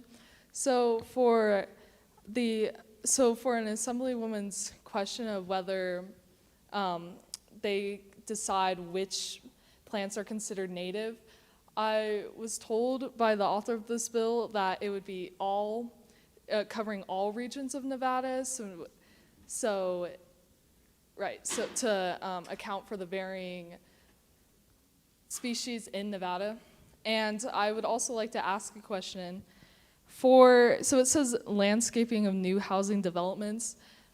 Would that include the roads of the housing and just the overall area, or would it just be specifically for the homes, their front yard, backyard?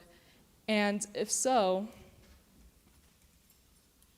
if the answer is, or I'm just asking this because personally, trees lining the streets of housing is very important to me, because even if it's not native, because as another assembly already said, most of the native species here are shrubbery, sagebrush, but trees are very important to me because it offers shade for walking, which obviously has health benefits, mental benefits, and also it is important to me because of the aesthetic appeal and the overall better experience of living there.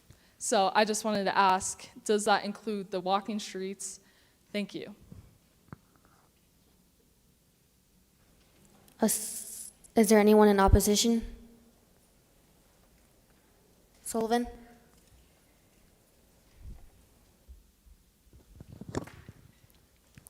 In section 1, it mentions the invasive species such as cheatgrass. Cheatgrass covers like 60% of Nevada, all rural areas. So is this bill planning to take out? It doesn't specify taking out cheatgrass, but as cheatgrass grows over any open land, where will they get the funding to take out the cheatgrass? As the house that is building over the cheatgrass, they will be fined. Will the the BLM land that is full of cheatgrass, which is government-owned land, is it their job to also remove the cheatgrass when houses get built over it, or the cheatgrass is around the houses? Oh, okay. Thank you, Madam Speaker.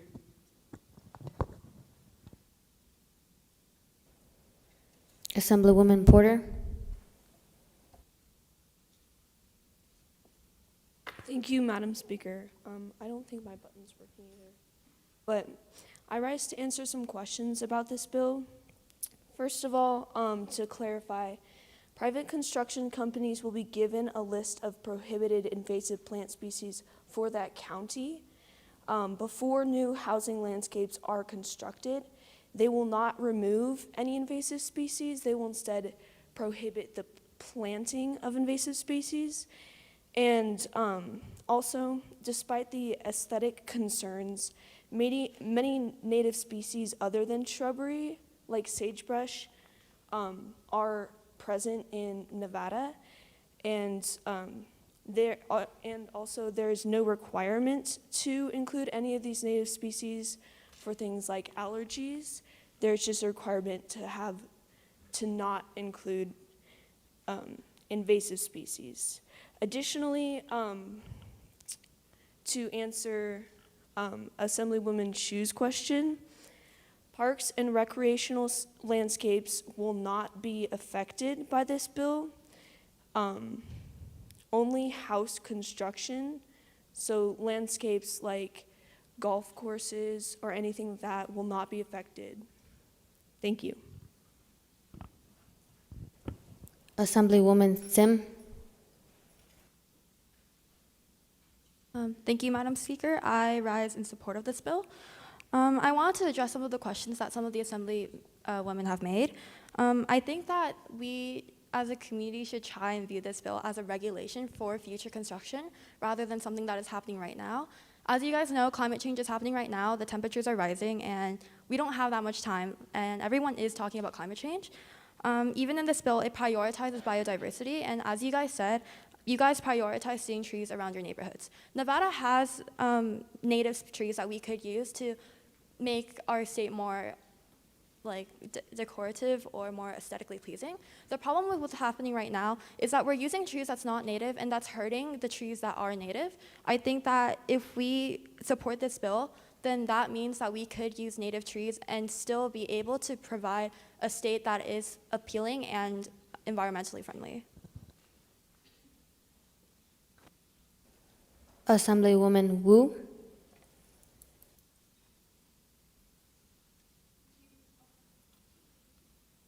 Thank you, Madam Speaker. I rise with a question about what the timeline of this bill. So, for example, where I live in Southern Nevada, golf courses have already been required to take out any grass from that's basically not the actual course itself and replace that with natural or native sort of landscaping. And this was due to I believe the Southern Nevada Water Authority that has banned certain grasses that they've found to be heavily big consumers of water. So I just want to know if maybe this bill would have like a time limit on it, so as to just like once it's been decided that this like gone far enough. Thank you. Is there anyone in opposition to speak?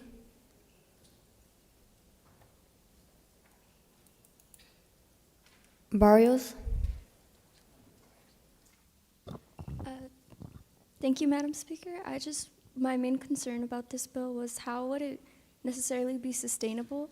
I understand that it's referring more towards the construction of housing, but I was wondering if that, how would this bill remain sustainable and helping the environment if after construction, the homeowners or the person who rents the house decides to input invasive species. I'm not sure. I haven't seen anything within the sections that say that it would be regulated as well. So I'm not exactly sure, and I think some clarification would be well. So thank you. We are running short on time, so time is up. Now we are going to vote. This bill requires a simple majority in order to pass. The chief clerk will call the roll. Assemblywoman Adamson, Assemblywoman Barrios Lopez, Assemblywoman Conde, Assemblywoman Gomez Llamas, Assemblywoman Hong, Assemblywoman Hossein, Assemblywoman Sue, Assemblywoman Ono, Assemblywoman Pan, Assemblywoman Perez, Assemblywoman Porter, Assemblywoman Shen, Assemblywoman Silbernagel, Assemblywoman Sim, Assemblywoman Sullivan, Assemblywoman Watanabe, Assemblywoman Wu, Assemblywoman Hodgers,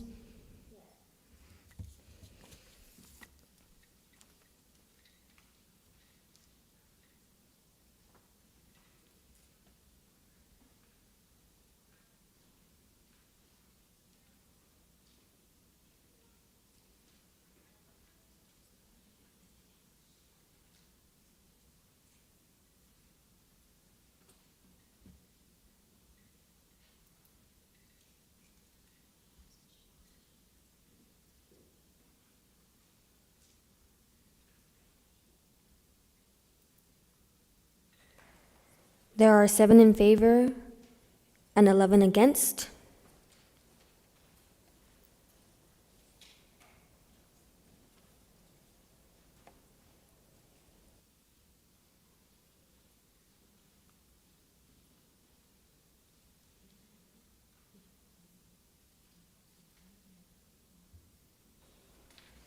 The bill having failed to receive a constitutional majority, I declare it lost.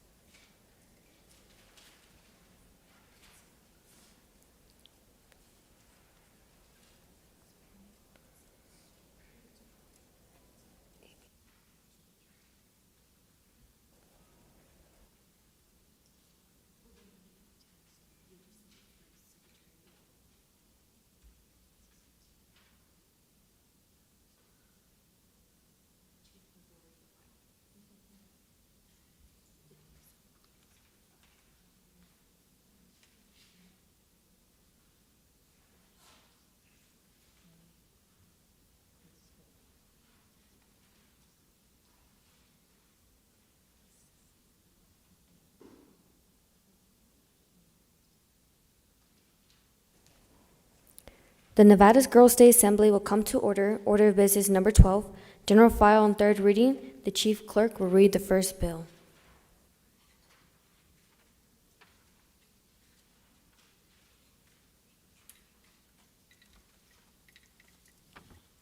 AB 16, an act that will make prostitution illegal in all counties in Nevada.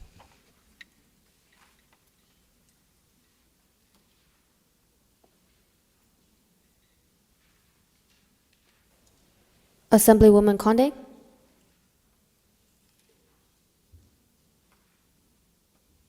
I rise in support of this bill. Oh, thank you, Madam Speaker. I rise in support of this bill because prostitution is a very problematic thing in Nevada, and Nevada is the only state in all of the 50 states that has passed and allows for prostitution to happen.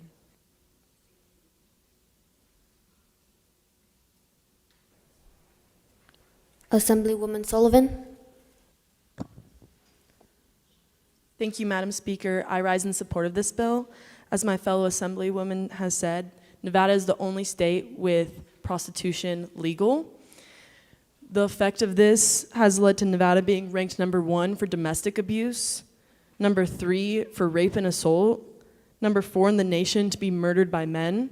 With making prostitution illegal in Nevada, these numbers will go down significantly, as well as sex trafficking that is seen among young women and young adults.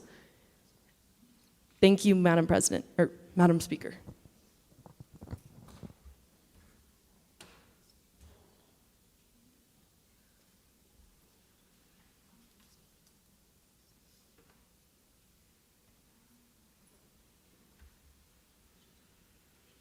Assemblywoman Perez. Thank you, Madam Speaker. I rise in support of this bill. I'm just going to say a quick little story. So my mom is a correctional officer, meaning she works with people who've gone to jail and stuff. And she told me the story that one of these girls told her. So this young lady was in prostitution for a very long time. It really wasn't like for her will. She had a pimp, which you guys know what it means. So she was forced to do these acts, and this poor young lady had to now wear diapers around the correctional facility because of all the sexual intercourse she had to face. She had to wear a diaper because she could no longer be able to hold in her pee or her number 2, you know. So I just think that this bill is really important because girls, or not even just women, but this could be a problem for men too, have to face these things every day. So thank you.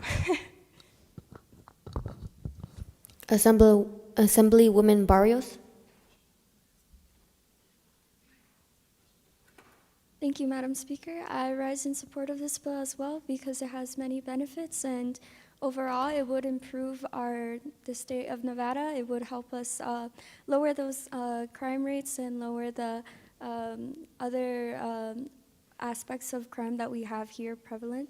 I think that based on personal stories that I have heard and things that I have seen in media, it is very important that we keep the safety of residents in Nevada, as well as many other people who come into our state, safe from sex trafficking and other crimes that can happen because of prostitution. So, thank you. Assemblywoman Adamson. Thank you, Madam Speaker. I rise in questioning of this bill. It was brought to my attention that there are several wording issues that may cause problems when this passes. So I just, it was told to me that it was like issues with the evidence were not explained properly, so it made it confusing and it may make issues when it passes. Thank you.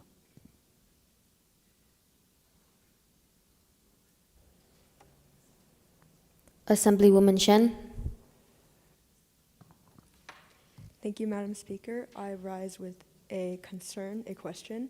I would like to know whether banning prostitution will cause more illegal prostitution, and also for those that rely on prostitution as a source of income, will it raise homelessness? Thank you.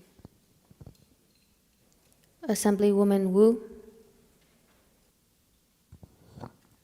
Thank you, Madam Speaker. I also rise with concerns about the wording of this bill. So, for example, in Section 7, the last sentence says that the legalization of prostitution in any form or place attracts illegal activity, but there was no stats to back this up, whether like legal prostitution attracts illegal, illegal acts. Additionally, I feel that yes, Nevada is the only state where prostitution is legal, and I feel like it's such that way for a reason. And obviously, like human trafficking or sex trafficking is a horrendous thing, but I believe that it's also a different topic that isn't exactly prostitution, because there are licensed brothels that I'm sure maybe many of us who live in the Vegas area almost pass on our way to school. And I've heard stories of women who, yes, have suffered horrible things, but also some women who rely on prostitution because that was their only way out. And I'm not claiming that this is overall a great thing, but I believe that we may be better served by a bill that focuses more on specifically human trafficking or sex trafficking, because I know for sure those are illegal and there are ways to tackle that. Thank you.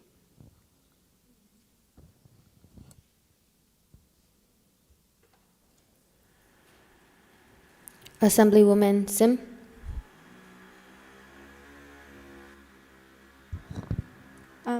Thank you, Madam Speaker. I rise in support of this bill. I wanted to answer some of the questions regarding women who do use prostitution as a source of income. I wanted to emphasize that this bill is able to help people who were previously and currently and will be possibly in the industry. If you look at Section 5, it states that 43% of currently homeless women previously engaged in sex for the purpose of profit. Even though that's not greater than 50%, 43% is still a lot, and it shows that it is not a source or a stable opportunity for women to be as they are now in the homeless community. And therefore, I think that even if they do rely in somewhat, by illegalizing prostitution, it will allow current women and society to recognize that prostitution is not a stable opportunity for women to be in. Assemblywoman Shu. Thank you, Madam Speaker. I rise in support of this bill, and I wanted to address how making prostitution illegal correlates with sex trafficking.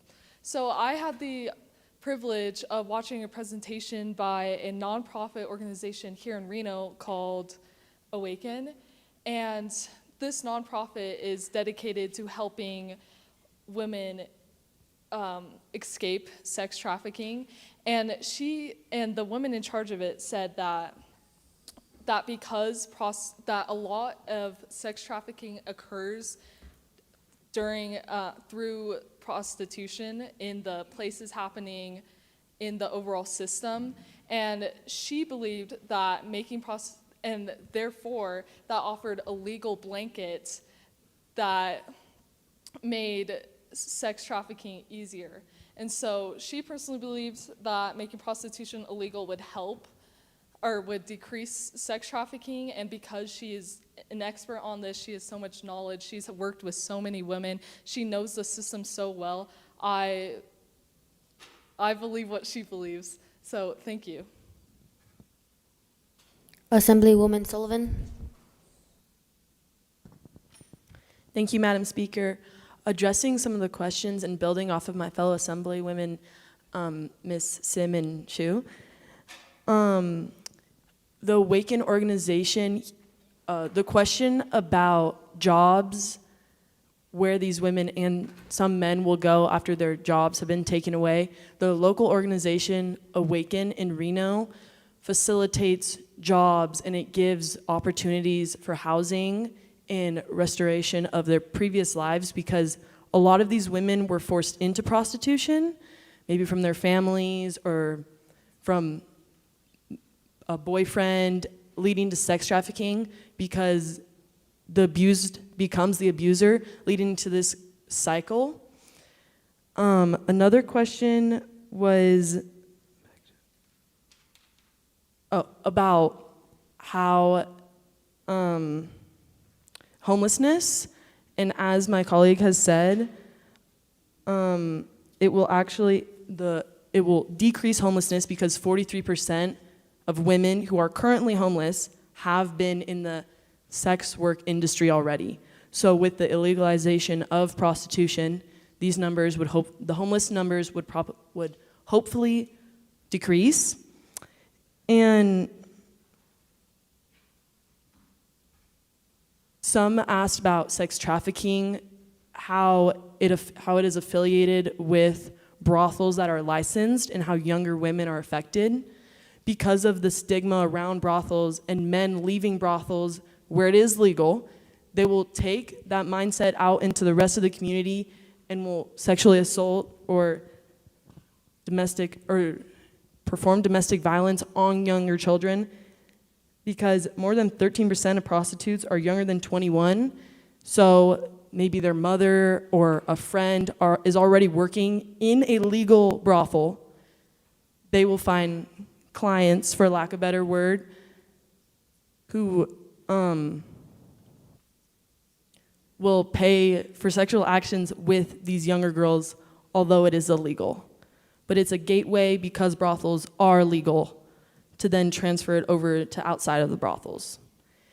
And Clark County and Washoe County are two counties that have prostitution illegal, but there are other counties where it is fully legal outside of brothels. Thank you, Madam President. Assemblywoman Ono. Thank you, Madam Speaker. I rise in support of this bill because this will help decrease sex crime rates and crime rates in general. Additionally, I would like to agree with some of my fellow Assemblywomen that this bill could help bring awareness to these prostitutes who does this for profit or for living, and that this will bring awareness to them that this is not the only way of living. Thank you. Assemblywoman Porter. Thank you, Madam Speaker. I rise with a question of this bill.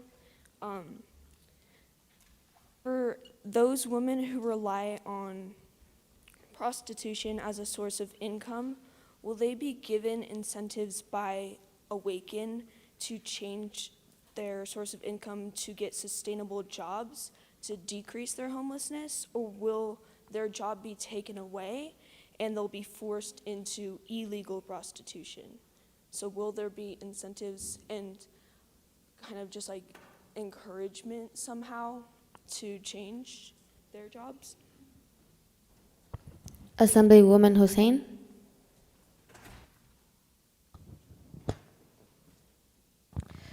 Thank you, Madam Speaker. I rise in opposition to this bill. I know it sounds crazy, but hear me out.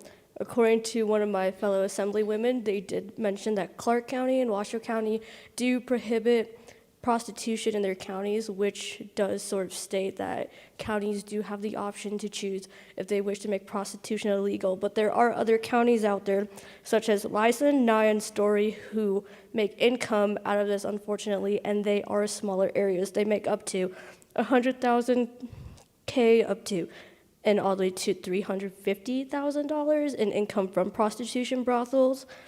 And also, in a way, looking at the clauses in Section 5, it does say prostitution has increased the rate of homelessness. I think this is a wording problem because it's mostly homeless women who are looking for a solution in prostitution. And I understand that there are sort of ways to escape from this, like the Awaken program, but I personally do not believe the Awaken program can facilitate these high numbers, and the bill does not propose a solution to facilitate for all of these prostitutes. Thank you, Madam Speaker. We have reached our end of our time. Now, the bill requires a simple majority in order to pass. The chief clerk will call the roll. Assemblywoman Adamson, Assemblywoman Barrios Lopez, Assemblywoman Conde, Assemblywoman Gomez Llamas, Assemblywoman Hong, Assemblywoman Hussein, Assemblywoman Sue, Assemblywoman Ono, Assemblywoman Pan, Assemblywoman Perez. All right, we'll come back.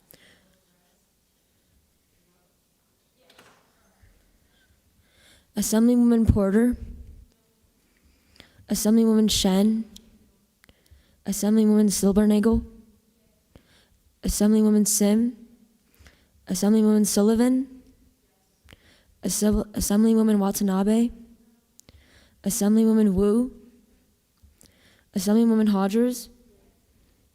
Thank you.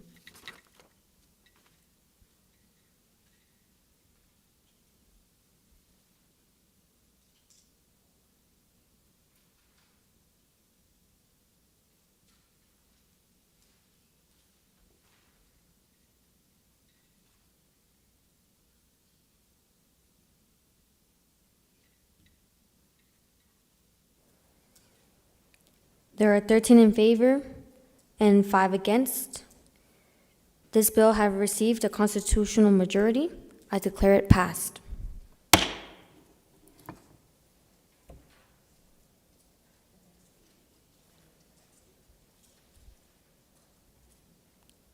Now, the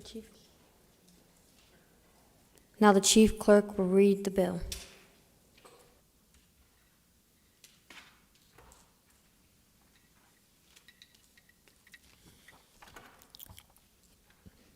AB 15, an act that will prohibit the use of coal tar-based sealants for newly created state-owned roads and highways in Nevada due to their detrimental effect on the environment and human health.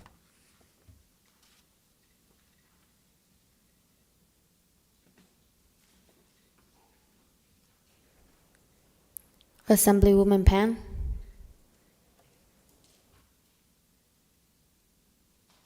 you, Madam Speaker.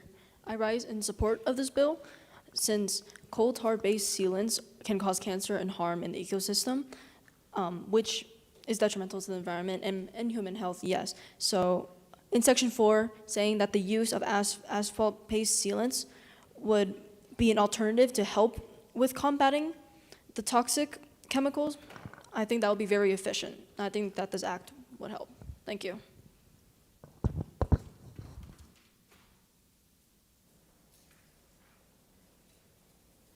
Assemblywoman Sullivan.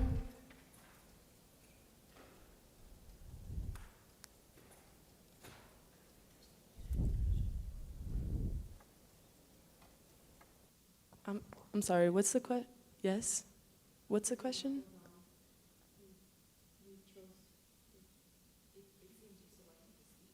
Oh, no. No, my thing's not on to speak. I'm sorry, maybe it was from before. I didn't click it.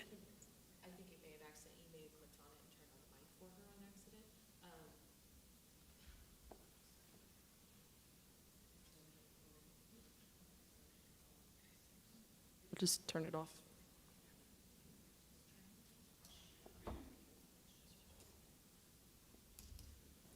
Assemblywoman Conde?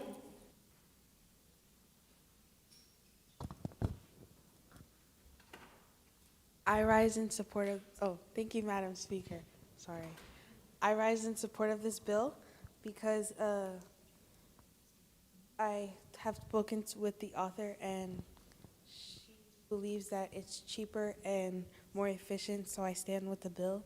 And I also think that it's very beneficial as roads and highways are more prone to accidents because of the damage on the road right now. The salt, yeah.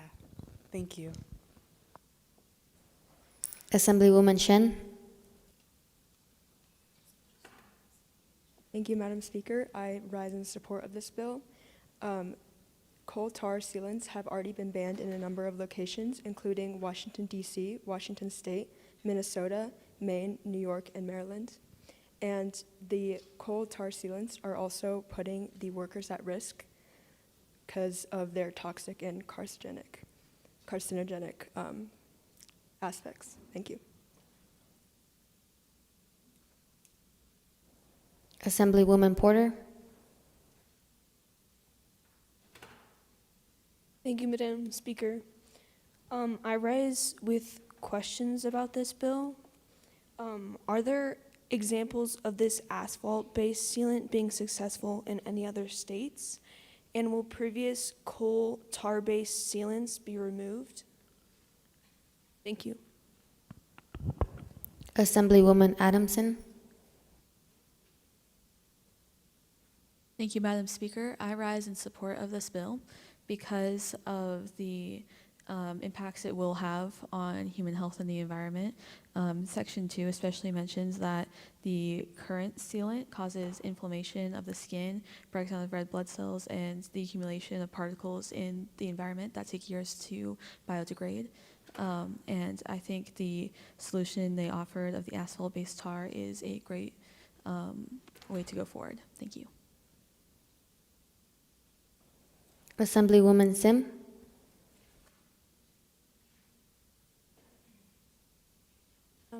Thank you, Madam Speaker. I rise in support of this bill. However, I have some questions I wanted to be addressed. Within Section 4, it says that NDEP will provide a list of approval alternatives for these sealants, and I was asking the process of getting these resources. If this bill has a goal of becoming more environmentally friendly, if such resources and alternative sealants require more raw materials and necessitates mining or other ways to get these raw materials, how would it prevent the environmental impacts that comes from those processes, as it requires to cut trees and degrade current habitats that are within the state? Assemblywoman Silbernagel? Thank you, Madam Speaker. I have a question. So would the new sealants affect the tires in any way? Because I know that when the asphalt gets hot, it can cause the tire pressure to increase, and I was wondering if that would be the same with the new sealant or if there was a way to fix that. Thank you. Assemblywoman Conde? Thank you, Madam Speaker. I think I can answer Assemblywoman Porter's and Assemblywoman, I can't say your last name, sorry.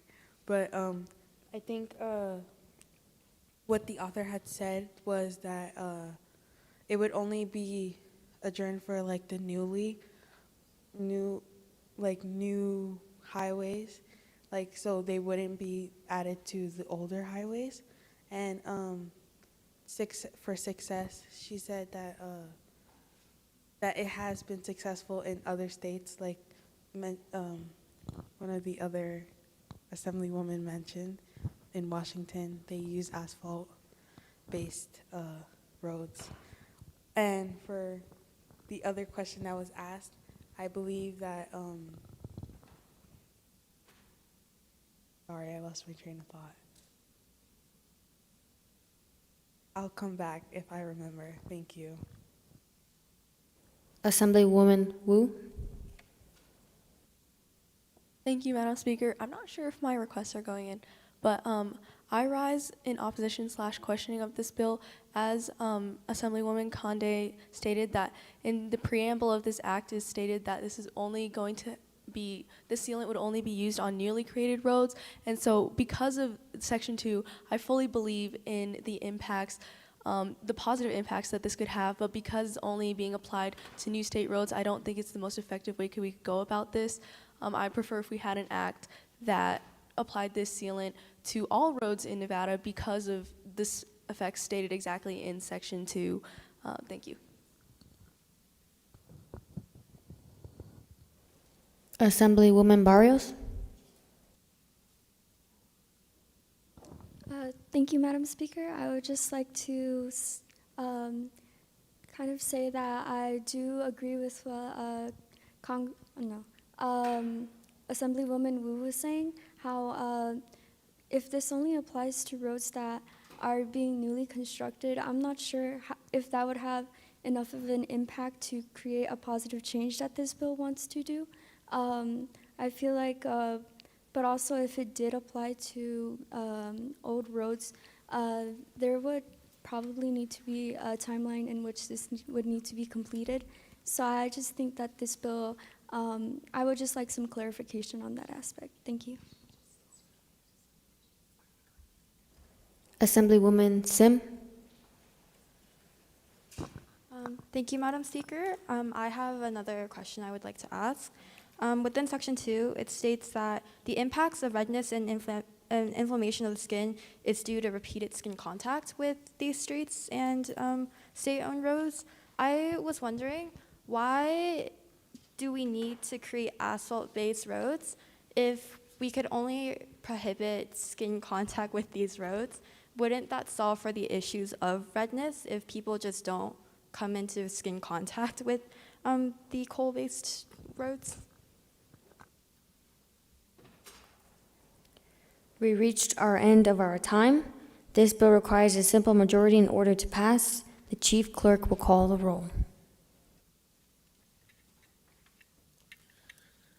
Assemblywoman Adamson, Assemblywoman Barrios Lopez, Assemblywoman Conde, Assemblywoman Gomez Llamas, Assemblywoman Hong, Assemblywoman Hossein, Assemblywoman Sue, Assemblywoman Ono, Assemblywoman Pan, Assemblywoman Perez, Assemblywoman Porter, Assemblywoman Shen, Assemblywoman Silbernagel, Assemblywoman Sim, Assemblywoman Sullivan, Assemblywoman Watanabe, Assemblywoman Wu, Assemblywoman Hodgers,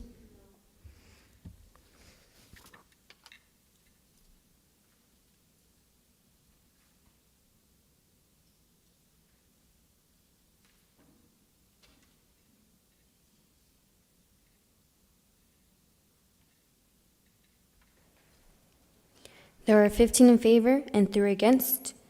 The bill having received the constitutional majority, I declare it passed.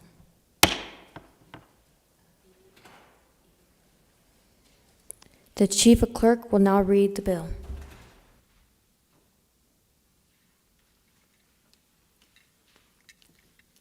AB 11, an act that will revise NRS 41.472 to hold legal owners of firearms criminally liable for harm caused by a minor in their custody with said firearm.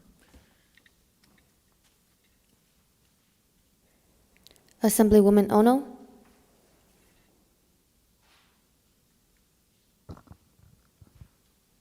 Thank you, Madam Speaker. I rise in support of this bill because holding a parents criminally accountable for their kids' actions should be legal to hold them accountable. If a minor is able to get a hold of a firearm and load it and then shoot it, the minor and legal guardian should be held accountable. In most school shootings where a minor/young adult decides to take a gun and create violence, that minor is likely getting these firearms from their legal guardians. Thank you. Assemblywoman Silbernagel. Thank you, Madam Speaker. I just have a statement and a question. So in section 1, it says the legal guardians are accountable for the negligence for the firearms. And then so I said, when having a firearm in a house, parents should lock them up. But if not, yes, the parents are liable. And if the kid is to take a gun in the parent's name when the gun is locked up, are the parents still going to be liable? And if so, why? And then I said, the parents took all precautions to keep the gun away from the child. The child had a thought in their mind to get the gun, making the parent liable for having all the right measures would be unnecessary. Thank you.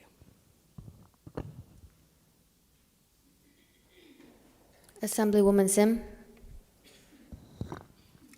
Thank you, Madam Speaker. I rise in support of this bill. To answer my fellow Assemblywoman regarding the accountability and the limits of accountability, I believe that within this bill, when it means that a parent should be accountable and responsible for the actions of their child, not only is it to prevent caution, but also teach their child to have a distance and not be in contact with the use of a gun.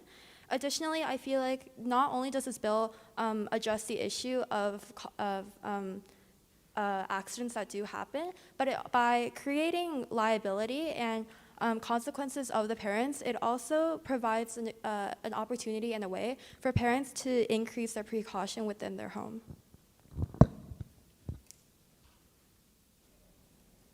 Assemblywoman Conde.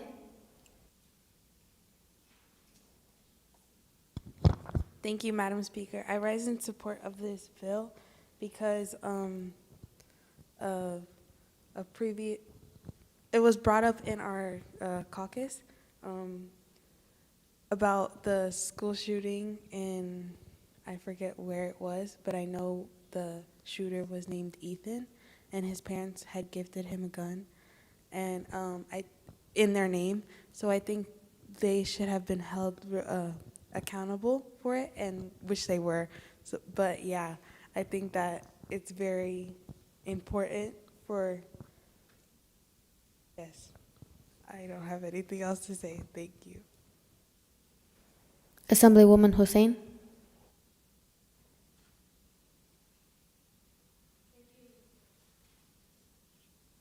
Thank you, Madam Speaker. I rise in support of this bill, and to add on to Assemblywoman Concade's story, this was a story taken in the state of Denver where two parents had a son named Ethan, and he fully had the intentions and was mentally unwell to shoot up his school, and nonetheless his parents still purchased him a gun.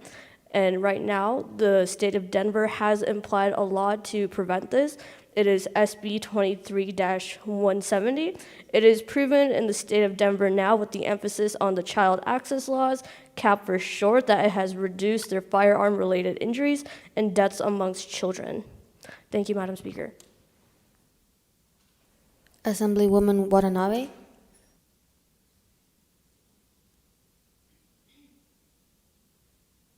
Thank you, Madam Speaker. I rise in support of this bill because parents are held liable for all their child's actions with a gun registered under their name. If a parent knowingly purchases a gun and fails to go to the proper lengths to for gun safety, then they should be held liable. Analogies, this law currently applies to car insurance. If there's a car registered under the parent's name and the child gets into an accident, then the parents are held liable because the vehicle is registered under their name, and this should be applied to guns as well. Thank you. Assemblywoman Adamson. Thank you, Madam Speaker. I rise in support of this bill, and I agree with my fellow assembly member, that this I was also going to bring up the example with the car. If the parents own the car and the minor crashes it, the parents are held liable, so this should also apply here. I also feel like it's very important that there is someone held liable for this, because if parents buy a firearm and even if they lock it up, they need to know, like, if they like just put it in a drawer, they need to like realize, oh, my child can still get into this if they really wanted to. So if they are held liable for it, like I'm addressing concerns that have been said, I feel like they would still be held liable if in that case, because they needed to recognize, like, if they had enough like will to get into that locked location, they could. Thank you. Is there anyone in opposition to speak? Silbernagel? I would just like to say gifting a gun and having a gun put away in your safe, not in a drawer. Safe is where it's locked away and kept away from kids. Gifting a gun to your child is completely different, and then you should 100% be liable because you're making a decision that is going to hurt a lot of people, potentially, right?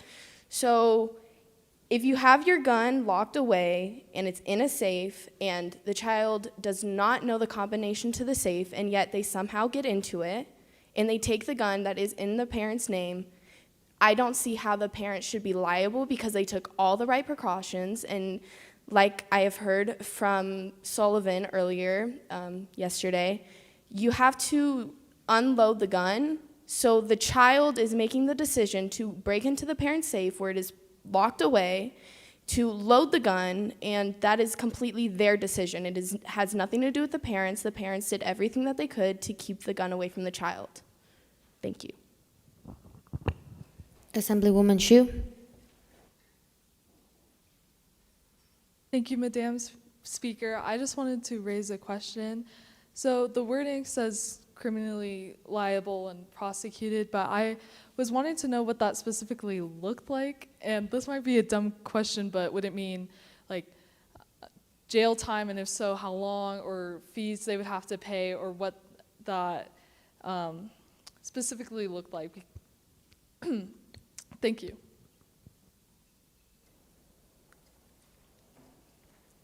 We have reached our end of our time.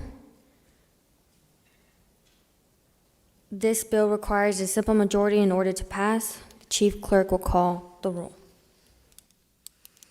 Assemblywoman Adamson, Assemblywoman Barrios Lopez, Assemblywoman Conde, Assemblywoman Gomez Llamas, Assemblywoman Hong, Assemblywoman Hossein, Assemblywoman Sue, Assemblywoman Ono, Assemblywoman Pan, Assemblywoman Perez, Assemblywoman Porter, Assemblywoman Shen, Assemblywoman Silbernagel, Assemblywoman Sim, Assemblywoman Sullivan, Assemblywoman Watanabe, Assemblywoman Wu, Assemblywoman Hodgers,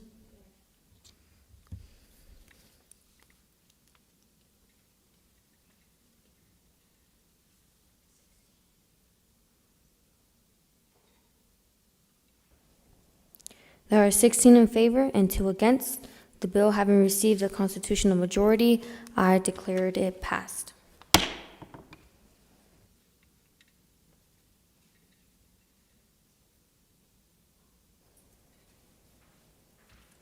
Now, the Chief of Clerk will read the bill.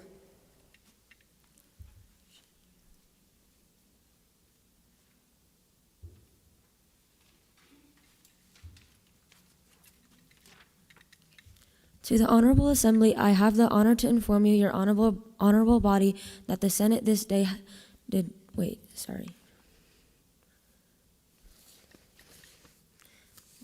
not.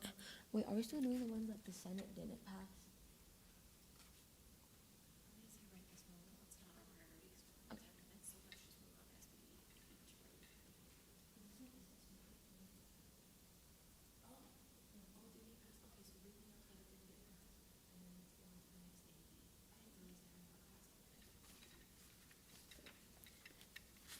I have the honor to inform your honorable body that the Senate this day did not pass Senate Bill 8. AB 8, an act that will raise the excise tax of non-medical cannabis in Nevada from 10% to 10.25% to fund the setup of free sunscreen dispensers in public spaces such as parks, pools, and community centers in order to decrease the prevalence of skin cancer in Nevada. Assemblywoman Conde.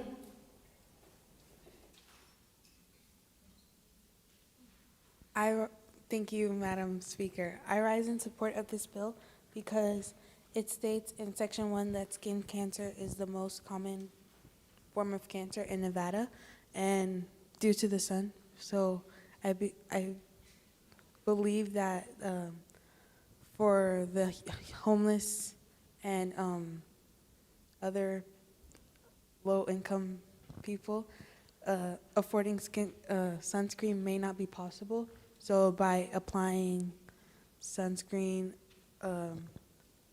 dispensers around, I believe it'll help a lot. Thank you. Assemblywoman Ono.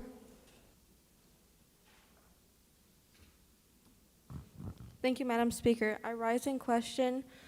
So my question is, I don't know if any of you guys will know this, but how often will the dispensers be cleaned or changed, and then who will be hired to do so?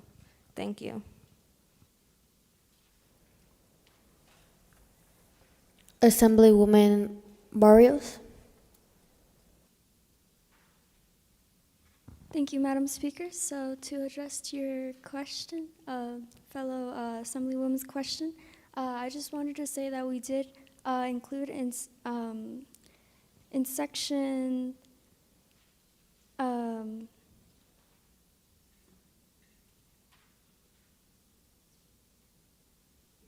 in section 9, we did include that there would be a test run. So in order to best determine when those sunscreen dispensers would be cleaned or when they would need to be refilled, we would require a test run because in our best decision, we came to the agreement that an estimate wouldn't necessarily be the best measure for when it would be best to refill or when to clean. And we also we're saying like who would get to clean the dispensers. Well, since these dispensers are in public places such as like a pool, usually the employees would have to within that center would have to clean after those dispensers if there was to be a mess, because it is still part of the public property of that area. So I hope that answers your question. So thank you. Assemblywoman Perez. Thank you, Madam Speaker. I rise in support of this bill. In Section 1, it does state how, Section 2, I'm sorry, my apologies, that sunscreen can be effective to protecting the skin and can reduce the chance of skin cancers by 50%. And like, for example, homeless people don't get the chance to really come inside and they stay outside. So having this available for them because it's not available, they don't have the money to purchase these products, so having that would help them because they also don't have the money to go get the care from the skincare. So cutting the 50% chance of them being able to not get sick from the skin cancer helps a lot. And then another example is lower class have to use public transportation, so they have to walk to bus stops and maybe just walk in general. So having these things located where they can refresh their sunscreen would be a great addition to have in Nevada. Thank you. Assemblywoman Porter.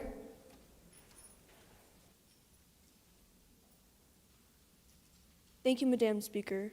I rise in support of this bill because it is a very detailed and attainable solution to a notoriously common issue of skin cancer, and it provides an access to protection, especially in low-income communities. Thank you.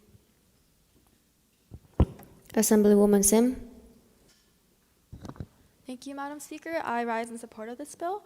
I agree that this will have a very big benefit to our community. Not only does it provide resources for people who do not have access to sunscreen, but they use, the bill specifies a minimum SPF of 30, which is the minimum level of recommendation that the average dermatologist uses. Additionally, I have a couple of questions within the act. It says that the bill will exercise tax from 10% to 10.25%. I was wondering if the funds that are allocated for this bill is the total 10.25% tax, or whether if it's a portion of the 10.25 taxes. And additionally, if the bill will have any programs or anything that will help people who do have skin cancer right now. Assemblywoman Sullivan.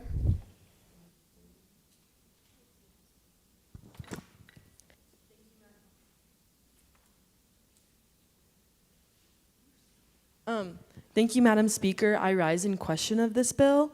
In Section 5, it says it will specific inclusion from toxic chemicals.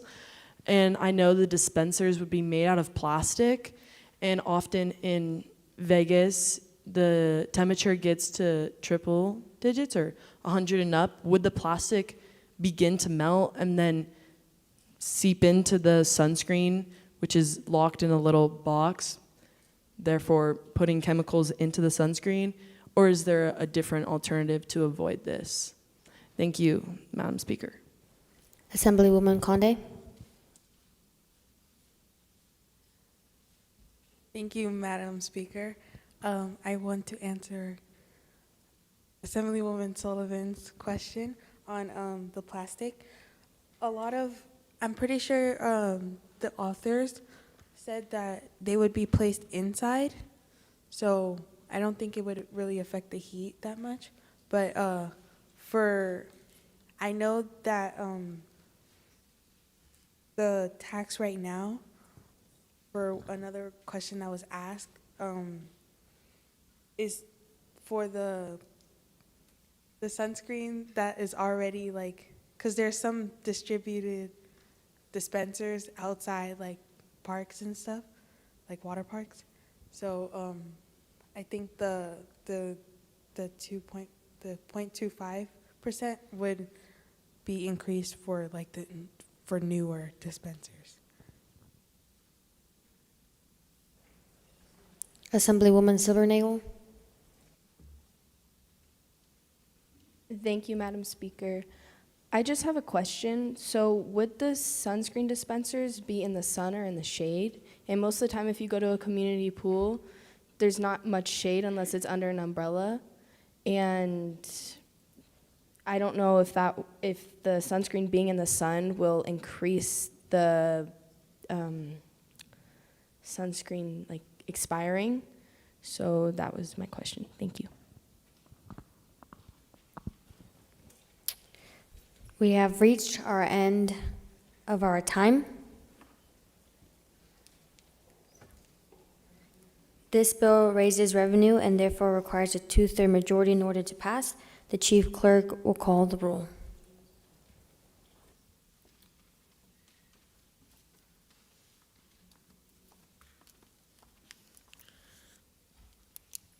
Assemblywoman Adamson, Assemblywoman Barrios Lopez, Assemblywoman Conde, Assemblywoman Gomez Yamas, Assemblywoman Hong, Assemblywoman Hossein, Assemblywoman Sue, Assemblywoman Ono, Assemblywoman Pond, Assemblywoman Perez, Assemblywoman Porter, Assemblywoman Shen, Assemblywoman Silbernagel, Assemblywoman Sim,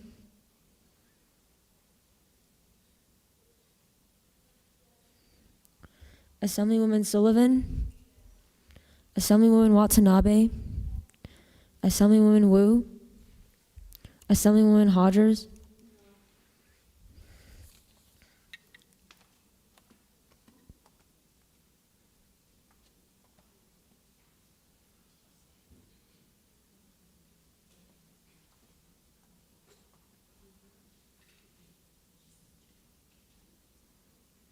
There are 14 in favor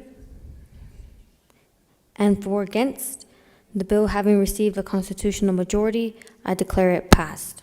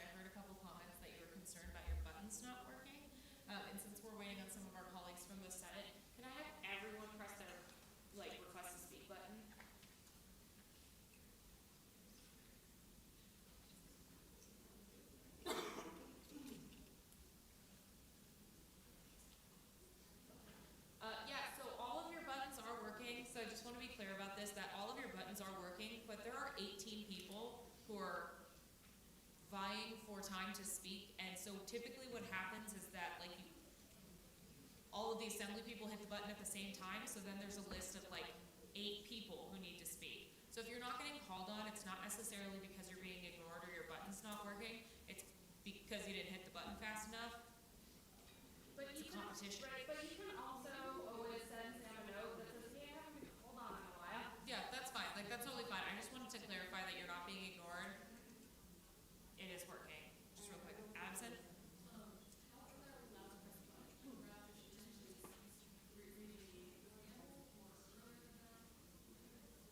I mean, I would just say as soon as Yeah, I would say when the speaker asks if there's discussion. Yeah. It's not Jeopardy. You don't have to ring in super fast.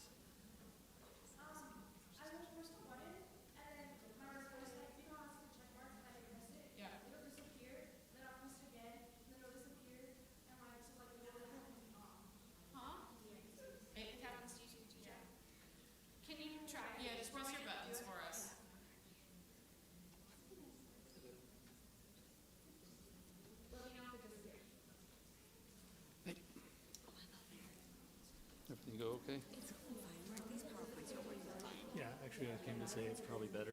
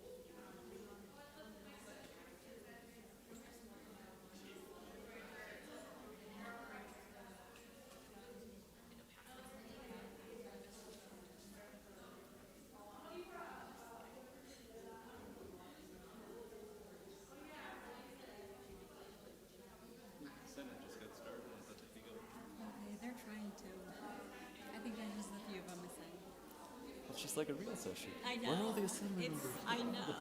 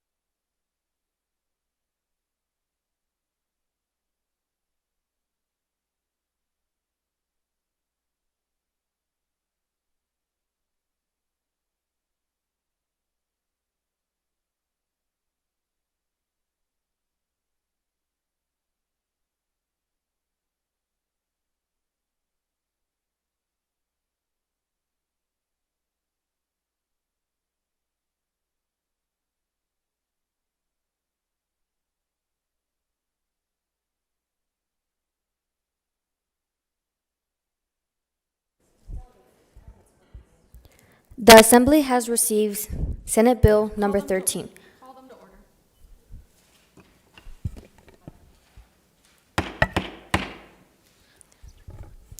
The Assembly bill has received Senate Bill number 13, which has been vetoed by the governor. The chief clerk will read the bill in its entirety and the governor's message as to the purpose of the veto. Do you have the bell?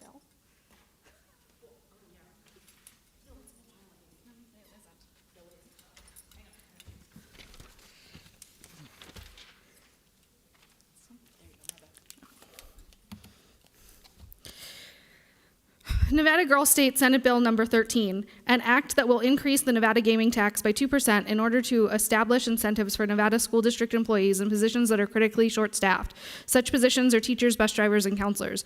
Incentives provided will be the covering of higher education tuition such as masters and doctorates, or the opportunity to have the state match 401k payments. Participants in this incentivization program will enter into a binding contract with Nevada school districts guaranteeing at least 10 years of employment. These incentives will no longer be available in school districts once it has been determined that there is no longer a shortage in each position. Section 1, as of January 2024, there were 2,922 vacancies in teacher and professional staff position teacher shortages in Nevada, resulting in over 35,000 students without a licensed educator in front of their classrooms.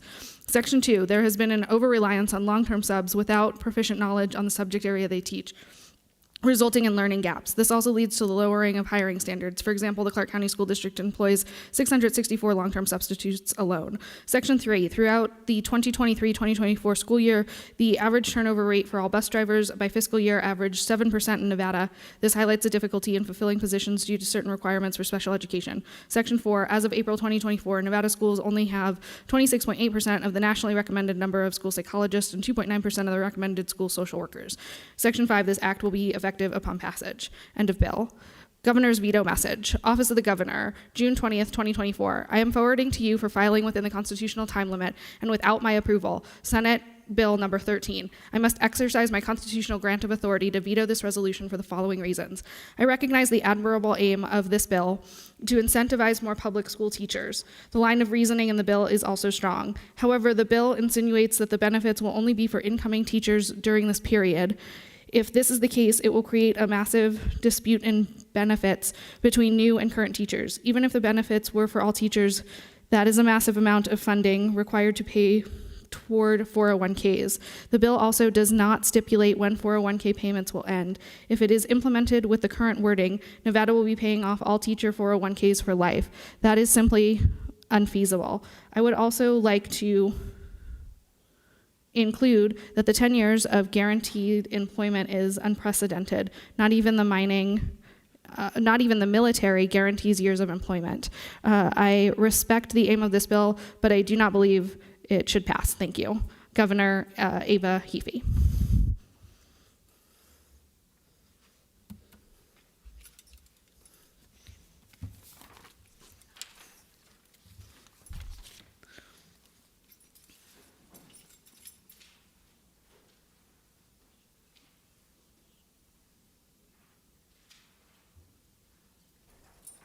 No motion from the floor is in order regarding the vetoed resolution other than the motion to close debate. It can be discussed but cannot be amended.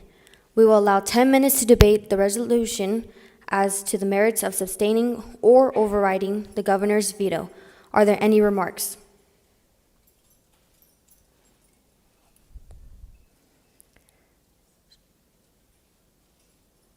No remarks? Okay.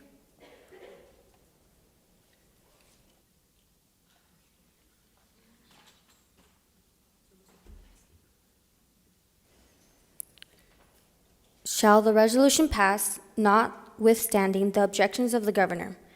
A yes vote will override the veto, and no vote will sustain the veto.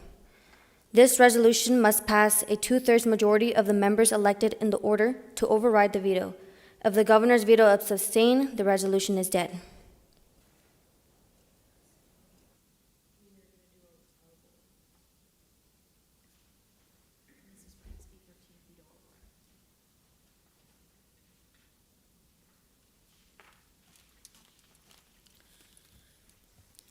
Assemblywoman Adamson. Assemblywoman Barrios Lopez. Assemblywoman Conde. Assemblywoman Gomez Llamas. Assemblywoman Hong. Assemblywoman Hossein. Assemblywoman Sue. Assemblywoman Ono. Assemblywoman Pan.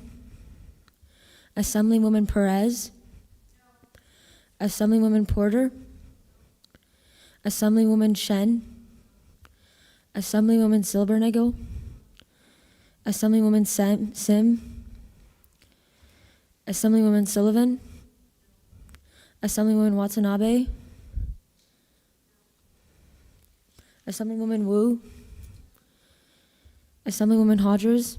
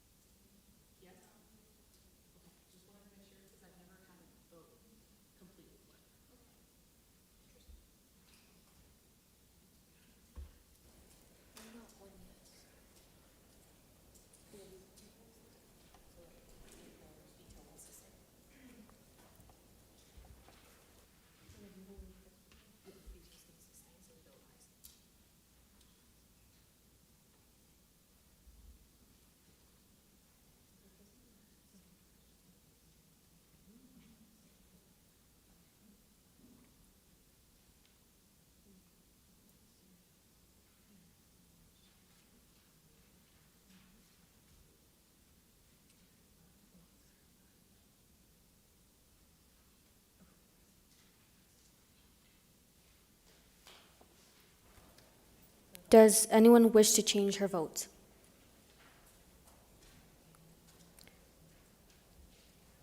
There are 17.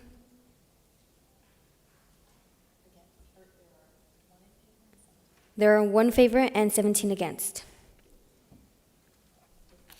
If lost, the resolution have failed to receive a 2/3 majority. The governor's veto is abstained.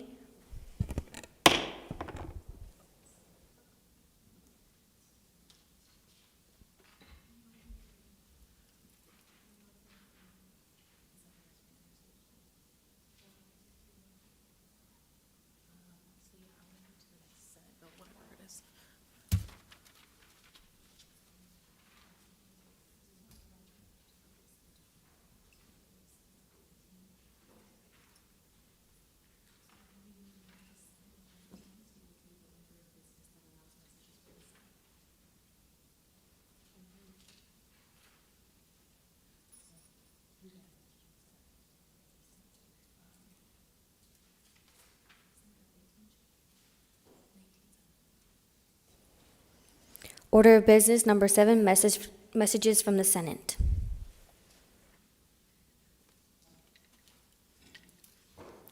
To the Honorable Assembly, I have the honor to inform your honorable body that the Senate this day passed Senate Bill 19.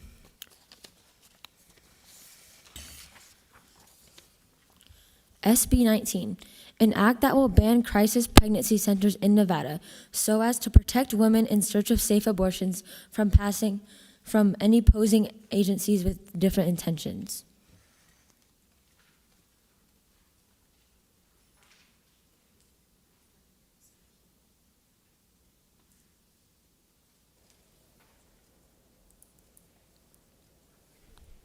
Assemblywoman Conde?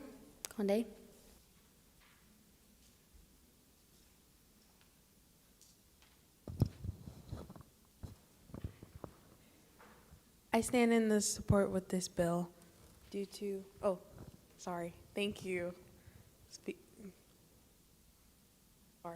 Okay. I stand in support with this bill because it states that the crisis pregnancy centers are fake posers for like pro-lifers and such. So I think that we should abolish them. Thank you.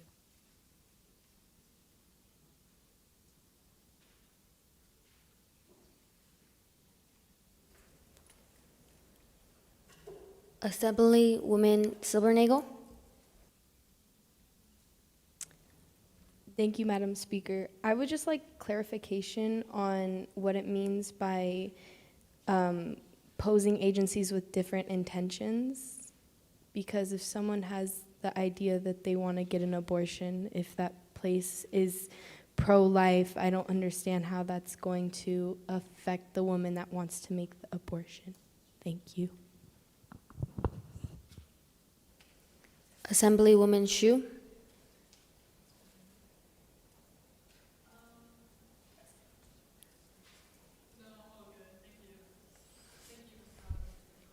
Assemblywoman Pan? Thank you, Madam Speaker. I rise in support of this bill because getting rid of these agencies doesn't get rid of the people who are anti-abortion. Like, they still have the freedom to speak about their own opinions about it.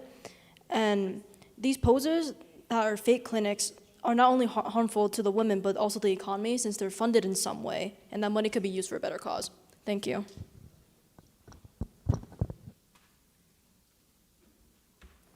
Assemblywoman Hussein?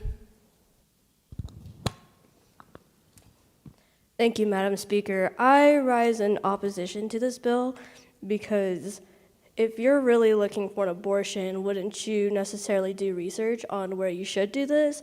So necessarily who is the demographic that are going to these emergency abortion centers without prior research, knowing that there is a pro-life agenda pushed onto them? Thank you. Assemblywoman Adamson? Thank you, Madam Speaker. I rise in support of this bill. And to address some concerns of fellow Assemblywomen, I just wanted to say that a big problem with these clinics is that they are intentionally misleading people who come to seek abortions because they are pro-life. I'm not saying that's like wrong at all. I'm just saying like they mislead facts about their health and make them think that it would only be safe to keep the pregnancy. And it would be like harmful to their own health if they were to terminate the pregnancy. And I believe that is why these need to be shut down or registered, because it's not safe, because a lot of people don't even think to do research. They say, oh, abortion clinic, let me just go there. It's right near my house. I can walk there. So it's not, I wouldn't say it's the people's fault for not doing their research. Because there would be many people who didn't even think that would be like something they needed to be worried about. Thank you. Assemblywoman Porter?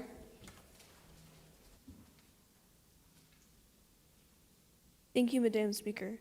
I rise with a question about this bill of clarification. how would you know if they are fake clinics, and who would enforce this bill? Thank you.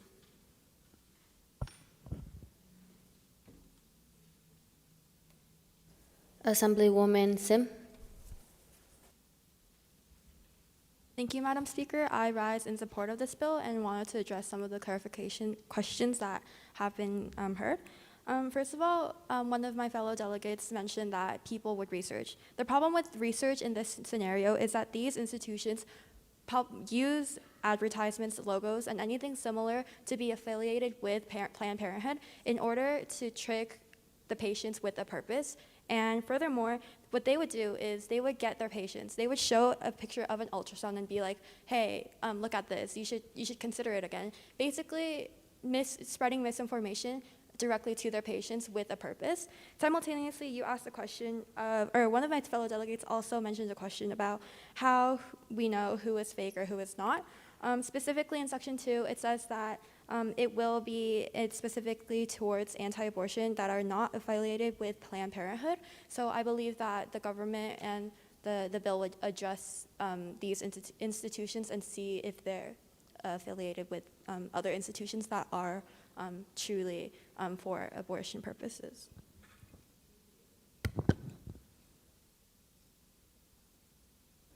Assemblywoman Perez. Thank you, Madam Speaker. I rise in support of this bill, kind of backing up with Assemblywoman Adamson, right? Perfect. With the going against the statement made by fellow Assemblywoman that research can be kind of hard because most people who are also planning for these abortions because they can't financially afford them don't have the resources to research different Planned Parenthood places. So they think, okay, this one is probably going to work best for me, so let me go. And then they get trapped into, or not, I'm not going to say trapped, they get told information that they specifically really didn't want to hear. Thank you.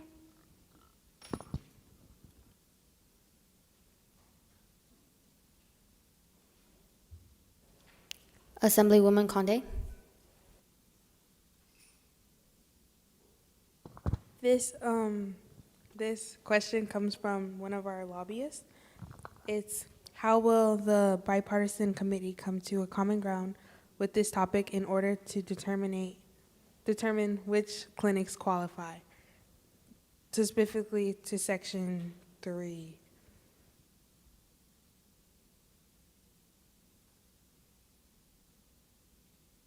If anyone has that answer, thank you.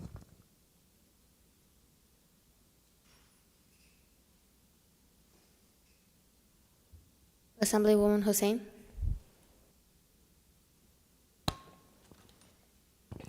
Thank you, Madam Speaker. To continue on with the argument that agencies are posing as actual abortion agencies, if it's well known that this crisis is happening around the state, are there ways or any way that people can identify that they're posing, or are they licensed with their trademarks as well? Thank you.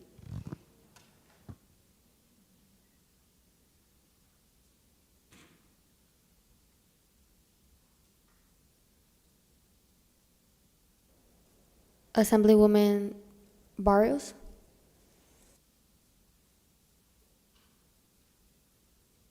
Thank you, Madam Speaker. I also wanted to emphasize the question that was being asked, how would a bipartisan committee be able to get a decision of the definition out there? I feel like that's kind of what's gonna hold, if this bill does pass, that's kind of what's gonna hold it back. I don't necessarily understand how this would be too effective in completing the end goal that we want to see. So I'm kind of, I wish if there was any clarification on that. Thank you.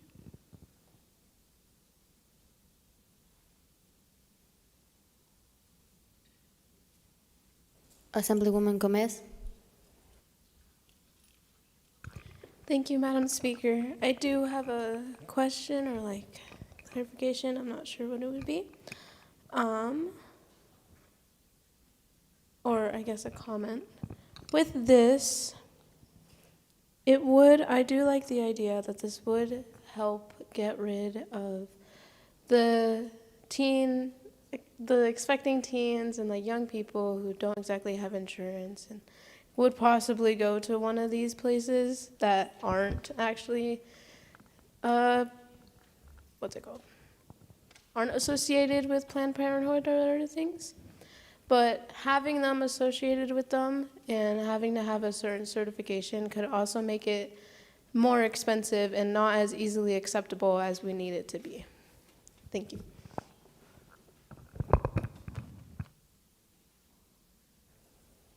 And then Assemblywoman Sim, you're the last person. Thank you, Madam Speaker. I stand in support of this bill. To address the question about what defines as a CPC, I believe that inferring from Section 5 that the Nevada Department of Health and Human Services will be the one to find any authorities or any people within the CPCs. I think that with the Department of Health and Human Services, they'll be able to come to a concise conclusion on what defines as a CPC with a bipartisan committee.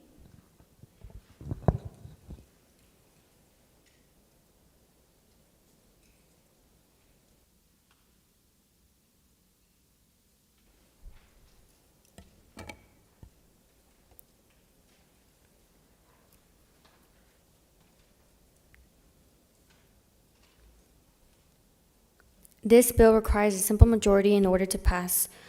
The Chief of Clerk will call the roll. Assemblywoman Adamson, Assemblywoman Barrios Lopez, Assemblywoman Conde, Assemblywoman Gomez Yamas. Was that a no? Assemblywoman Hong, Assemblywoman Hossein, Assemblywoman Sue, Assemblywoman Ono, Assemblywoman Pan, Assemblywoman Perez, Assemblywoman Porter, Assemblywoman Shen, Assemblywoman Sabernagel, Assemblywoman Sim, Assemblywoman Sullivan, Assemblywoman Watanabe. Was that a yes or no? Okay. Assemblywoman Wu, Assemblywoman Hodgers,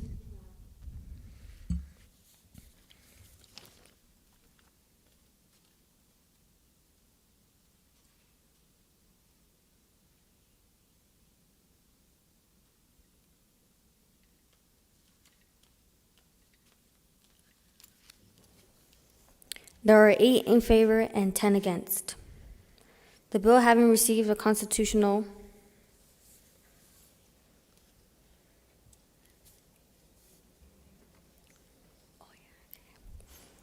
The bill having failed to receive a constitutional majority, I declare it lost.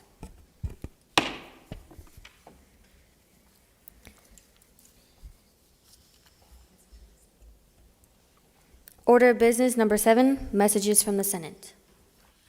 To the Honorable Assembly, I have the honor to inform your honorable body that the Senate this day has passed Assembly Bill 11. To the Honorable Assembly, I have the honor to inform your honorable body that the Senate this day did not pass Assembly Bill 16.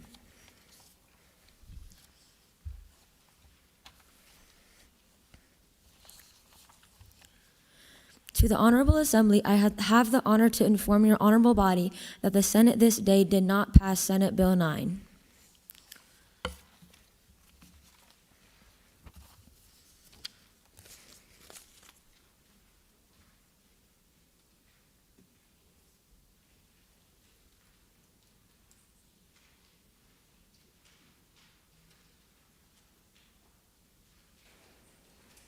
Order of business number 12, general file and third reading. The Chief of Clerk will now read the bill.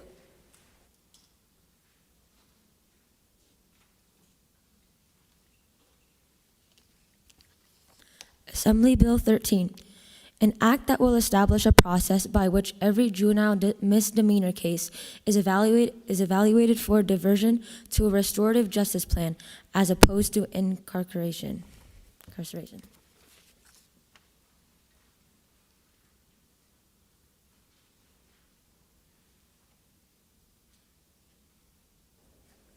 Assemblywoman Gomez.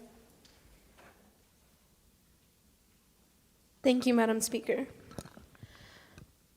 What I do love about this bill, I speak in support of this bill, is that it clearly states that these are for people who show remorse, nonviolent, and are first-time offenders, and highlight that in Section 1 of this bill and ensure that no heinous crimes that committed by juveniles would be allowed to go to this justice plan.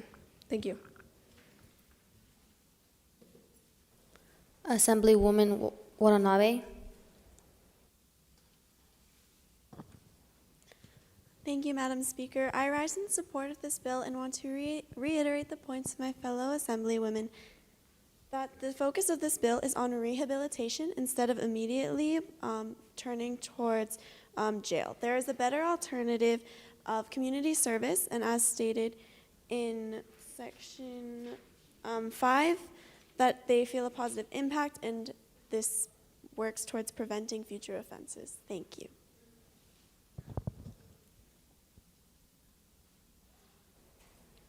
Assemblywoman Conde.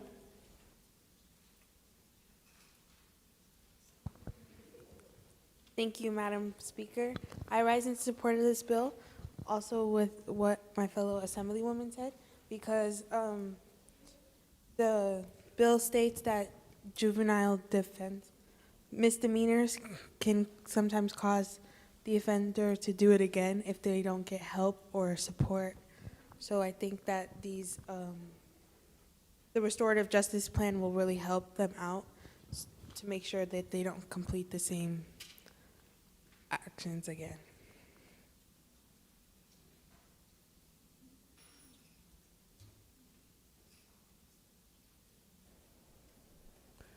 Assemblywoman Hussein. Thank you, Madam Speaker. I rise in support of this bill, backing up with evidence from the exact same bill being passed in the state of California. In the state of California, it has been proven that it has cut reoffending for juveniles by 83%. And in Oakland Unified School District, they saw a 40% decrease in committing these crimes again. Thank you, Madam Speaker. Assemblywoman Perez. Thank you, Madam Speaker. I rise in support of this bill because it clearly states that this bill is eligible for juvenile misdemeanors. So their crime wasn't really a danger to society, more of a mistake. Well, I'm not saying they're not a complete danger to society, but they simply made a mistake. They also have the opportunity to apologize as stated in Section 4 and show their remorse. Many kids make a mistake, and when they get sent back into juvenile detention centers, they get into gangs or things causing them to actually not better themselves, but actually worsen themselves. So I think this bill is a great opportunity for kids to learn how to just accept their mistakes and apologize for them and move on and get that second chance. Thank you. Assemblywoman Wu.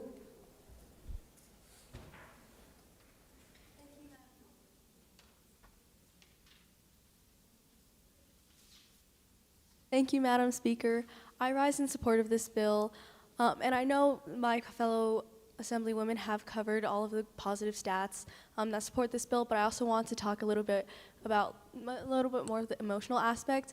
I feel like these juvenile offenders, I want to stress that this is only for minor crimes such as petty theft, drug possession, anything that's small or nonviolent. And I feel like juvenile offenders are people our age or even younger who may have grown up in maybe not the best neighborhood, who maybe didn't even know that they had a choice to not do it because they were pressured. I just feel like we shouldn't be punishing kids this young especially for little, what I would consider smaller crimes. And then obviously there's ways to correct them, such as community service and rehabilitation, but these are often only considered if we put a more heavier focus on restorative justice. Thank you.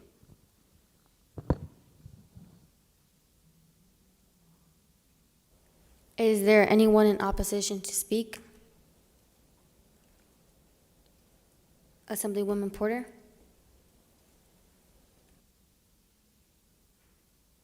Thank you, Madam Speaker. I rise in slight opposition of this bill because in Section 1, it does not specify on what it means by smaller crimes. It states, eligible cases are cases in which the offender shows remorse, is nonviolent, is a first-time offender, or is particularly young. So they could show remorse and still be violent. It doesn't show to what, it doesn't specify on what the smaller crime is, or like, how would you be eligible for this? Thank you. Assemblywoman Silvernagle? Thank you, Madam Speaker. I'd like to propose a question. So considering most repercussions for juvenile misdemeanors are first community service, probation, and then the justice programs, what makes this bill worth it, and what is the bill changing from what's already existing? Thank you. Assemblywoman Sullivan?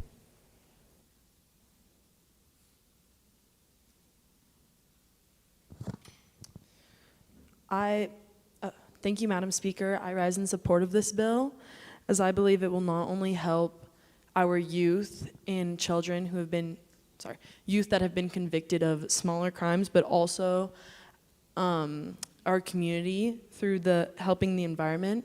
After speaking with the author, she talked about ways to have community service that's more impactful on the environment and more collaborative with other juveniles who are in this position of the petty crimes, working together to restore the environment. And then in response to a fellow assemblywoman, I think it's different than what we have right now, because these juveniles have the opportunity to reconnect with the person that they offended, or people, the businesses, and to offer their condolences and then circle back. Thank you, Madam Speaker.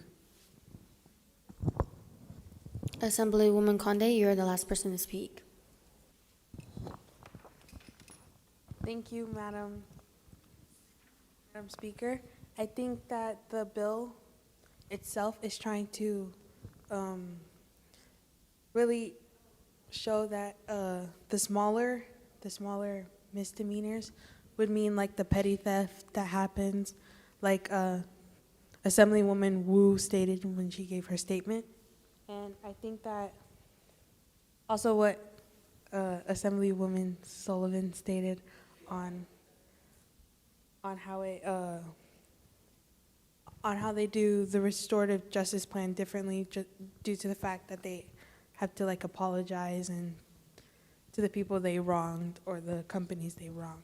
So I still am in support of the bill. Thank you. This bill requires a simple majority in order to pass. The Chief Clerk will call the roll. Assemblywoman Adamson, Assemblywoman Barrios Lopez, Assemblywoman Conde, Assemblywoman Gomez Llamas, Assemblywoman Hong, Assemblywoman Hussain, Assemblywoman Sue, Assemblywoman Ono, Assemblywoman Pan, Assemblywoman Perez, Assemblywoman Porter, Assemblywoman Shen, Assemblywoman Silbernagle, Assemblywoman Sim, Assemblywoman Sullivan, Assemblywoman Watanabe, Assemblywoman Wu, Assemblywoman Hodgers,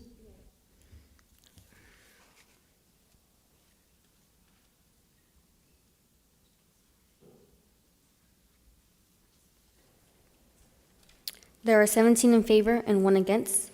The bill having received a constitutional majority, I declare it passed.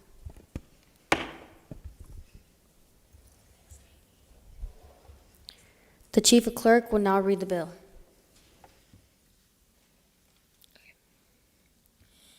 AB 17, an act that will reallocate 0.09% of money from the marijuana tax to a program that provides legal aid specifically for situations in which individuals have never been in the country legally.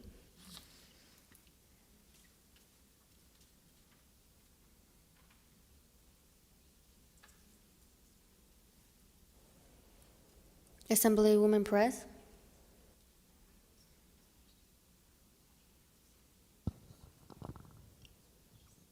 Thank you, Madam Speaker. I rise in support of this bill because as a Hispanic person, my parents have, when they were younger, had to read bills and important documents to their parents in order to get things, in order to convey and what 5-year-old knows about bills and court and things like that. This bill also is helping these immigrants, not only Hispanic, but many immigrants get their citizenship, which I think is a good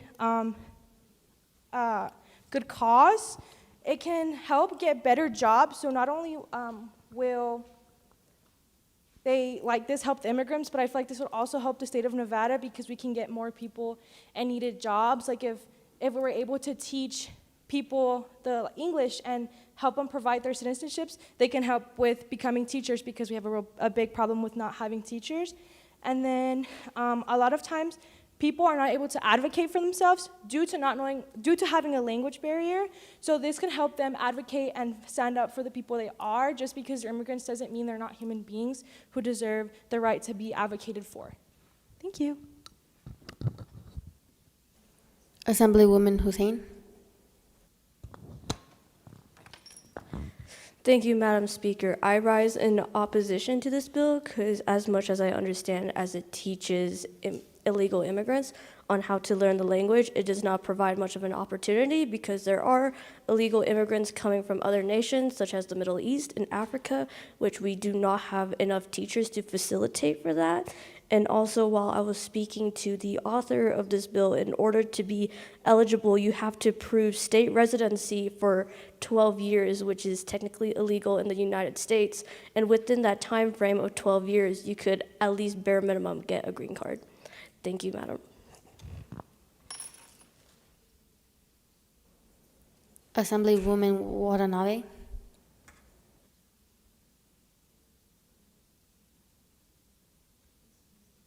Thank you, Madam Speaker. I rise in question of this bill.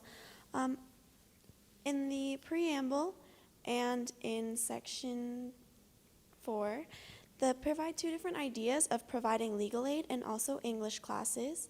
And I wonder if the funding is supposed to be distributed between those two different ideas or if it's supposed to just work for only one. Thank you. Assemblywoman Conde.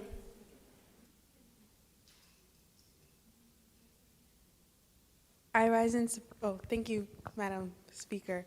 I rise in support of this bill. I want to address your opposition. I know that you said 12 years, but if you get a sponsor or if you have a husband or a fiance, you can apply for papers for them. So it's like I don't know the exact term for it, but I know someone can sponsor you, a company that you work for, so you can work towards getting your citizenship for the United States.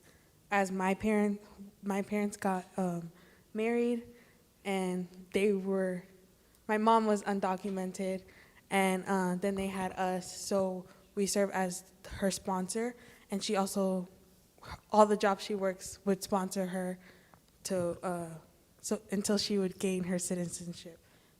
And then, yeah, I think this bill helps a lot. I know that it was hard for my mom to even learn English.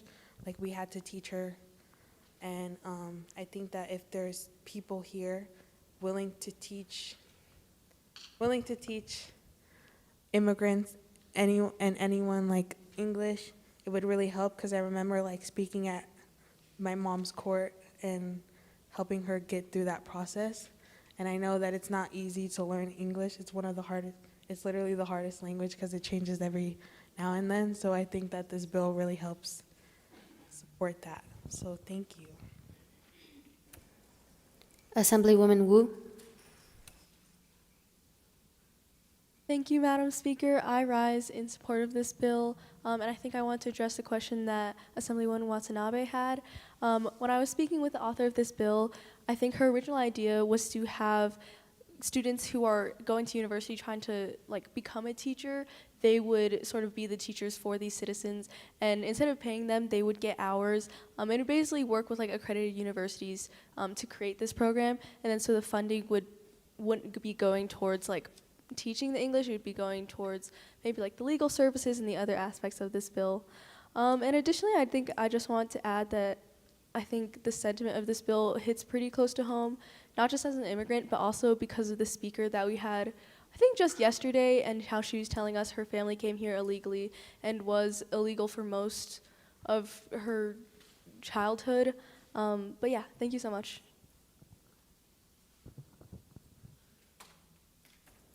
Is there anyone in opposition to speak? Assemblywoman Hong.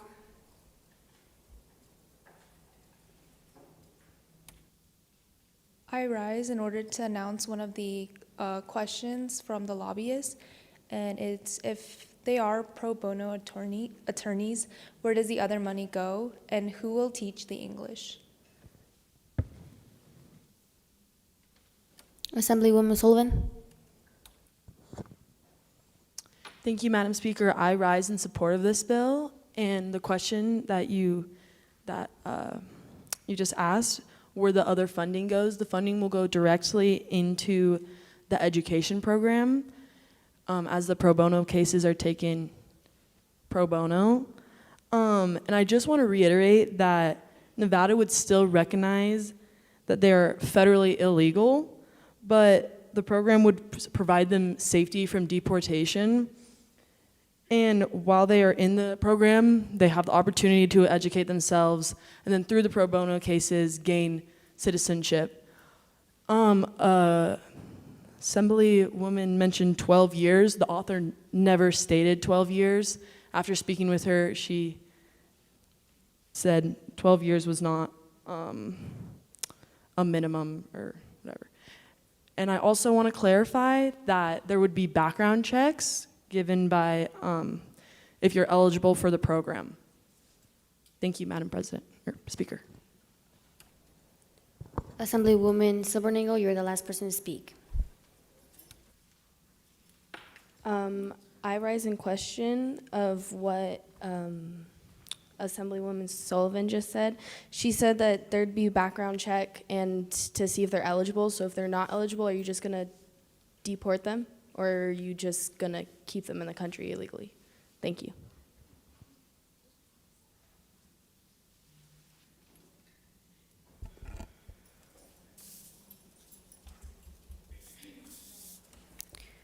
This bill requires a simple majority in order to pass. The chief clerk will call the roll.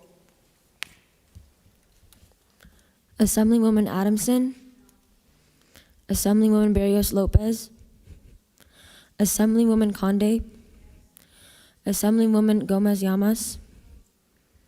Assemblywoman Hong. Assemblywoman Hussein. Assemblywoman Sue. Assemblywoman Ono. Assemblywoman Pan. Assemblywoman Perez. Assemblywoman Porter. Assemblywoman Shen. Assemblywoman Silbernagle. Assemblywoman Sim. Assemblywoman Sullivan, Assemblywoman Watanabe, Assemblywoman Wu, Assemblywoman Hodgers.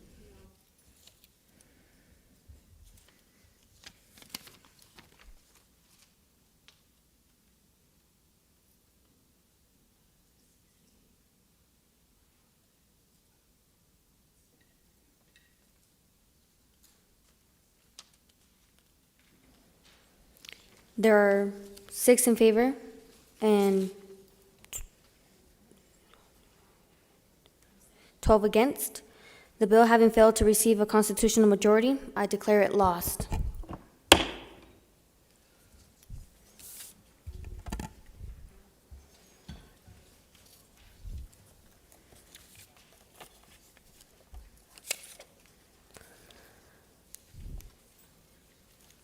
The Assembly has received Assembly Bill Number 11, which has been vetoed by the Governor. The Chief Clerk will read the bill in its entirety and the Governor's messages as to the purpose of the veto. I am forwarding to you for filling within the constitutional time limit and without my approval, Assembly Joint Resolution Number 11. I may exercise my constitutional grant of authority to veto this resolution for the following reasons. I would like to begin by stating that I admire the aim of this bill, to crack down on gun violence, specifically gun violence by minors. However, there are multiple problems with this bill.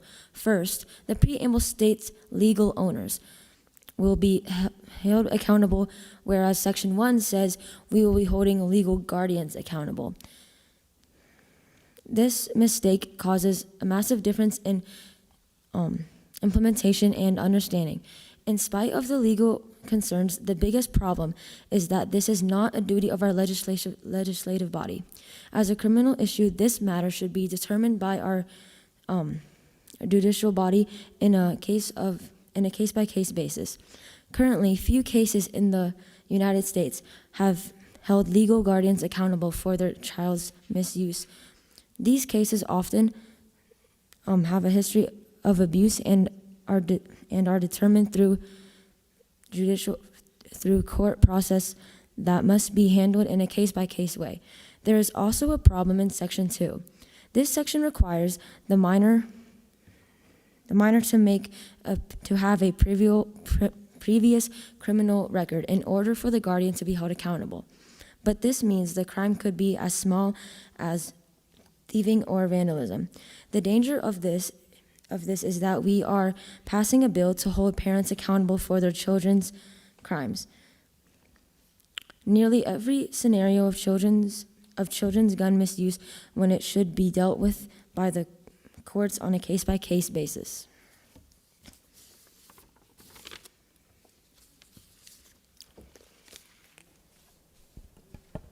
No motion from the floor is in order regarding the vetoed resolution, other than the motion to close debate. It can be discussed but cannot be amended. We will allow 10 minutes to debate the resolution as to the merits of sustaining or overriding the governor's veto. Are there any remarks?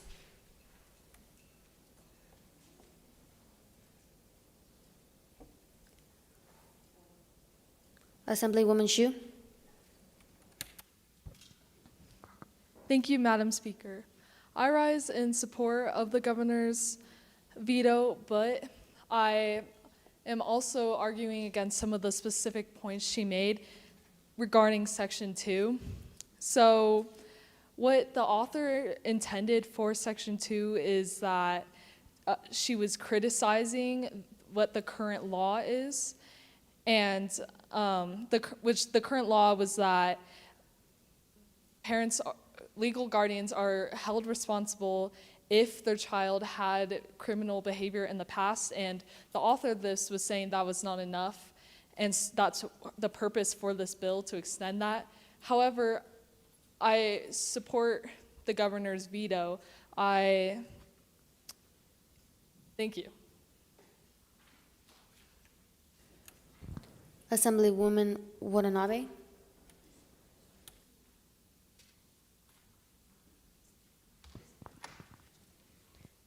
Thank you, Madam Speaker. I rise in support of this bill.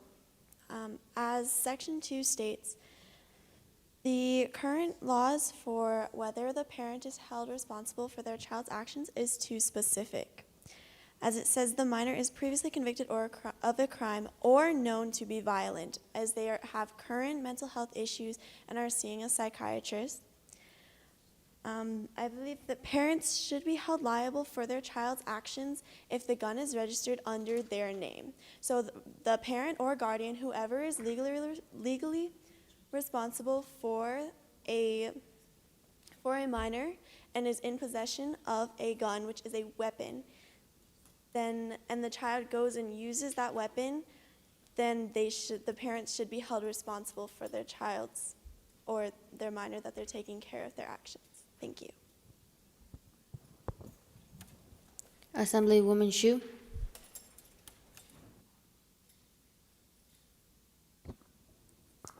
Thank you, Madam Speaker. I once again rise in opposition, but this time I want to explain why, because last time I didn't.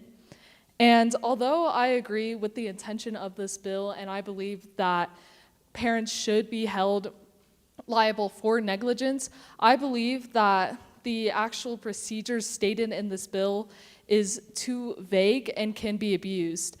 As I was nothing in this bill is specific about what the liability is going to be, whether it's jail time, fees they have to pay, and because it's so vague, I believe that the people enforcing this bill might take advantage of this power.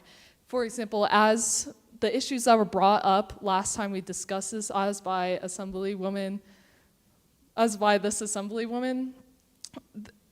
I believe that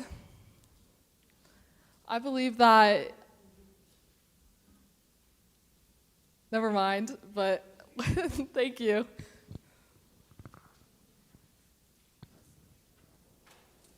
Assemblywoman Conde.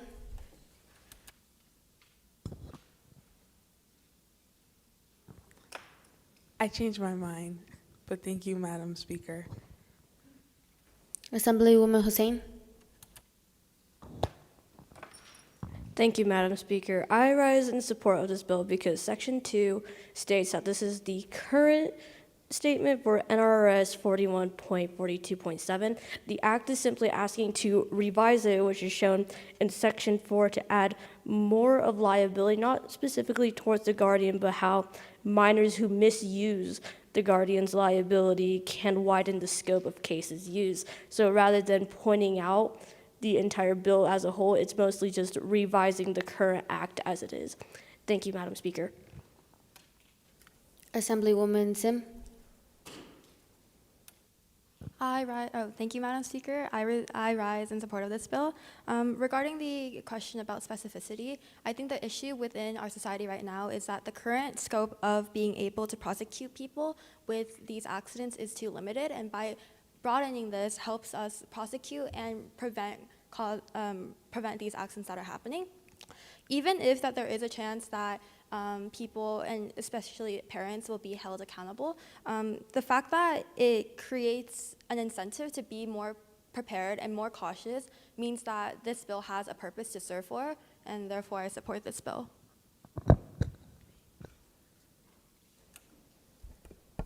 To respect our colleagues in the Senate, discussion will be ending early. Now we'll get into the vote. Shall the resolution pass, notwithstanding the objections of the governor?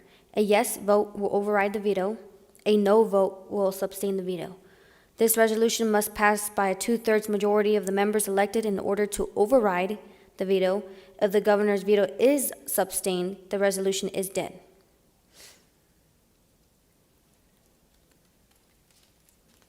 Now the chief of clerk will call names. Assembly Adamson, Assembly Barrios Lopez, Assemblywoman Conde, Assemblywoman Gomez Llamas, Assemblywoman Hong, Assemblywoman Hussein, Assemblywoman Sue, Assemblywoman Ono, Assemblywoman Pan, Assemblywoman Perez, Assemblywoman Porter,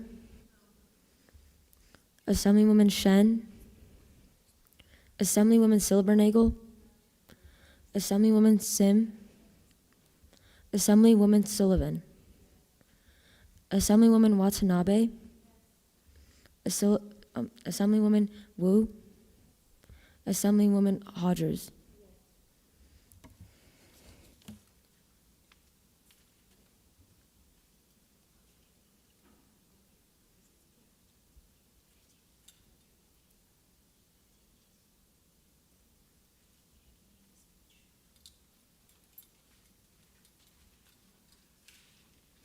There are 15 in favor and 3 against. This resolution having received a 2/3 majority, the Assembly has refused to sustain the governor's veto. Resolution is ordered transmitted to the Senate.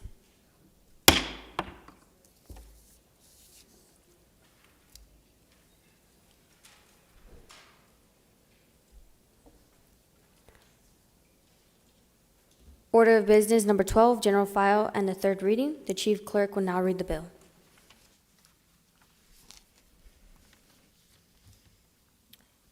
AB 12, an act that formally requests congressional approval for the state of Nevada to permanently adopt daylight savings time.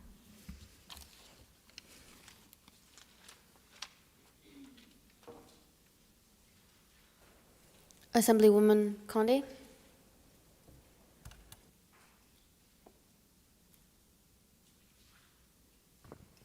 Thank you, Madam Speaker. I stand in opposition to this bill due to the fact that I just feel like we already have year-round daylight savings, and I know that it's been passed in California, but I feel as if in Vegas, where I'm from, it's very hot out there, and I don't wish to make the day hotter as it goes. But I understand the bill. I am in opposition of it. Thank you. Assemblywoman Wu. Thank you, Madam Speaker. I also rise in opposition of this bill. In Section 4 of this bill, it states that California participates in daylight savings time, but via my own research earlier, I found that California in November of 2018 passed Proposition 7, which gave the Senate the right to decide whether we'd stay on daylight savings time or not. But then what actually happened is that on May 23rd, the state Senate passed an amended bill that would put into effect a study to determine the long-term effects of permanent standard time. So this is, I don't believe, California hasn't actually taken up daylight savings time officially. So I think that kind of nullifies that section. Thank you. Assemblywoman Silbernagel. Thank you, Madam Speaker. I rise in opposition of this bill. I see no point to it. Everyone has grown up on daylight savings time, and it is a known thing around the world. So I don't understand why change everything just because you don't want to jump forward and jump back. That's just unnecessary. Thank you. Assemblywoman Perez.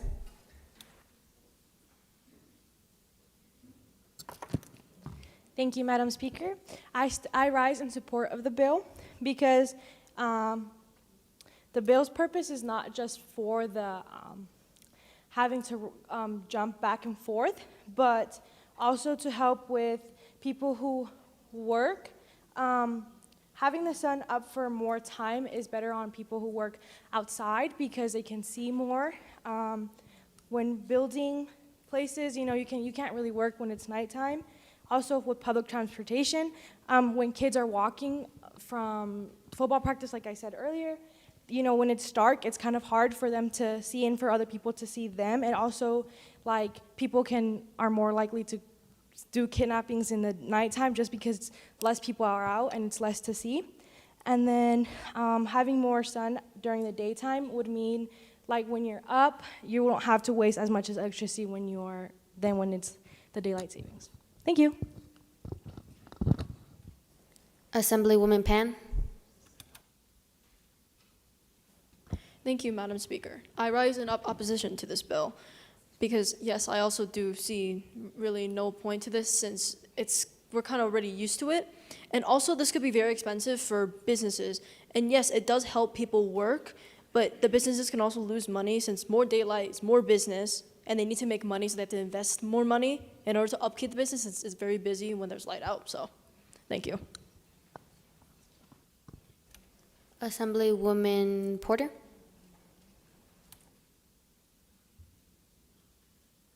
Thank you, Madam Speaker. I rise in support of this bill because it has been proven that increasing daylight boosts physical and mental health, it increases public safety, and it actually improves economy because after speaking with the author, she stated that Nevada loses $1.7 billion in efficiency due to daylight savings times. Thank you. Assemblywoman Watanabe.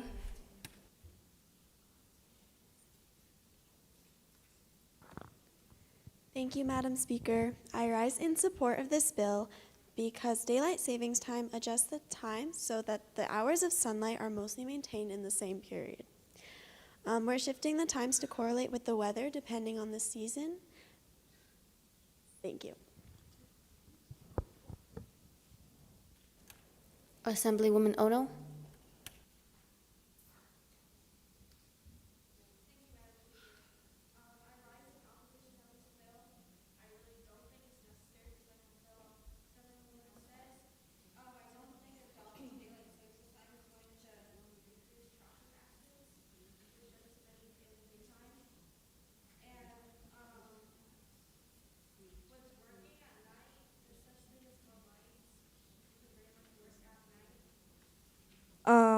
So yeah, I rise in opposition of this bill. Thank you. With the permission of the body, I will speak on this bill. I am also opposition of the bill. Like my fellow Assemblywoman said, I do believe that this is a waste of time. Not only were we used to the daylight saving for many years, it's no change or no point to change it. As well as another Assemblywoman said that California said that they were changing the times and they approved it, but not yet. She proven that they didn't. There's facts that said, oh yes, we changed it, but if we're trying to make another bill saying we want to change daylight savings just for the help of the community, if one bill didn't really go all the way through, another bill isn't going to go through. It's just another bill that's not going to do anything. So that's my point. Next Assemblywoman that I'm going to choose is Assemblywoman Conde. Thank you, Madam Speaker. I just wanted to respond to what another Assemblywoman had said, and it was the statistics or like relation question or answer. Like my fellow Assemblywoman Uno said. Okay, sorry. I thought I mispronounced her name wrong. But like she said, traffic accidents happen in the day, more so in the daytime, like even in the morning. If you've been to Vegas, you know getting on the highway is very bad in the morning when there's an accident. And I also think that kidnappings do happen in the daytime as well. So no matter the time of day or the time, anything can happen, and you can work at night. I've done it. I've worked at night before. There is lights. I swear they don't just cut off. But yeah, I think that I still am in opposition of this bill. Thank you.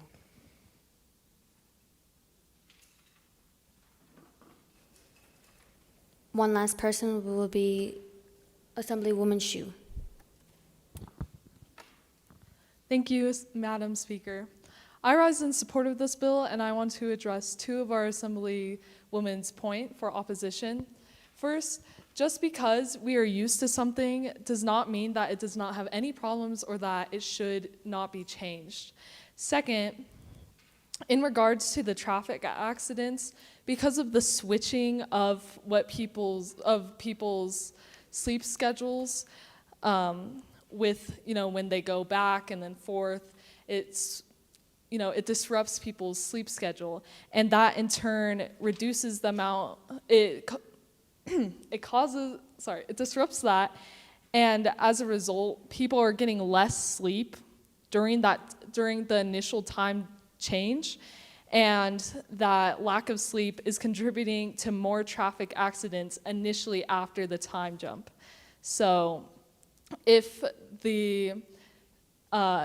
this bill was established and there was a permanent time set that was stable, this increase in traffic accidents after the change would not occur. Thank you.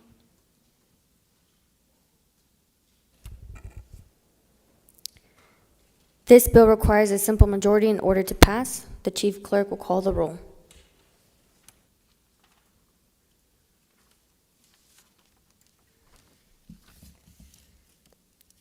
Assemblywoman Adamson, Assemblywoman Barrios Lopez, Assemblywoman Conde, Assemblywoman Gomez Llamas, Assemblywoman Hong,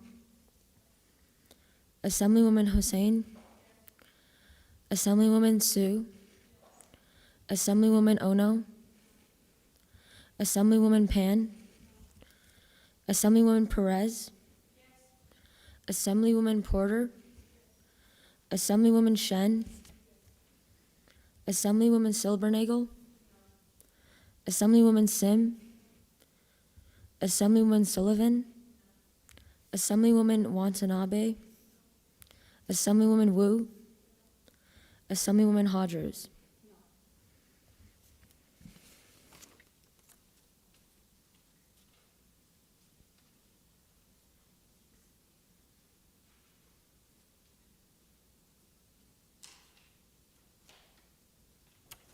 There are 6 in favor and 12 against.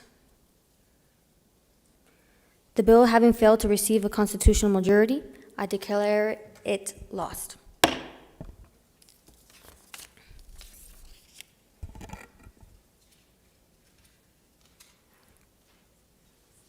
I will now appoint a committee consisting of Assemblywoman Hossein and Assemblywoman Sim to inform the governor that the assembly is ready to adjourn. Sindai, CA Assemblywoman. Also, I will now appoint a committee consisting of Assemblywoman Porter and Assemblywoman Gomez to inform the Senate that the assembly is ready to adjourn. Sindai. Will the committees now depart from the chamber to deliver their messages and report back to the assembly as soon as their missions are accomplished? The assembly will be in a brief recess. Please do not leave the chamber.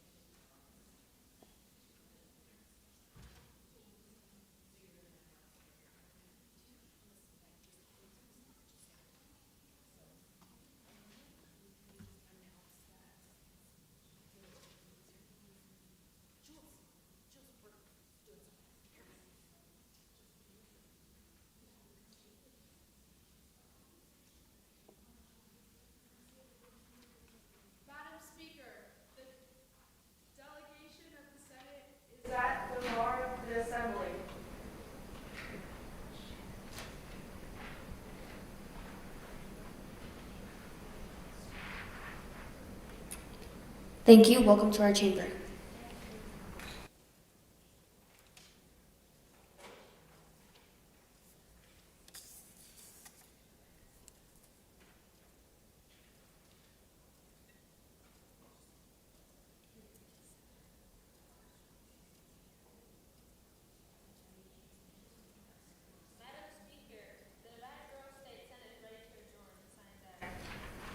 Thank you for the message.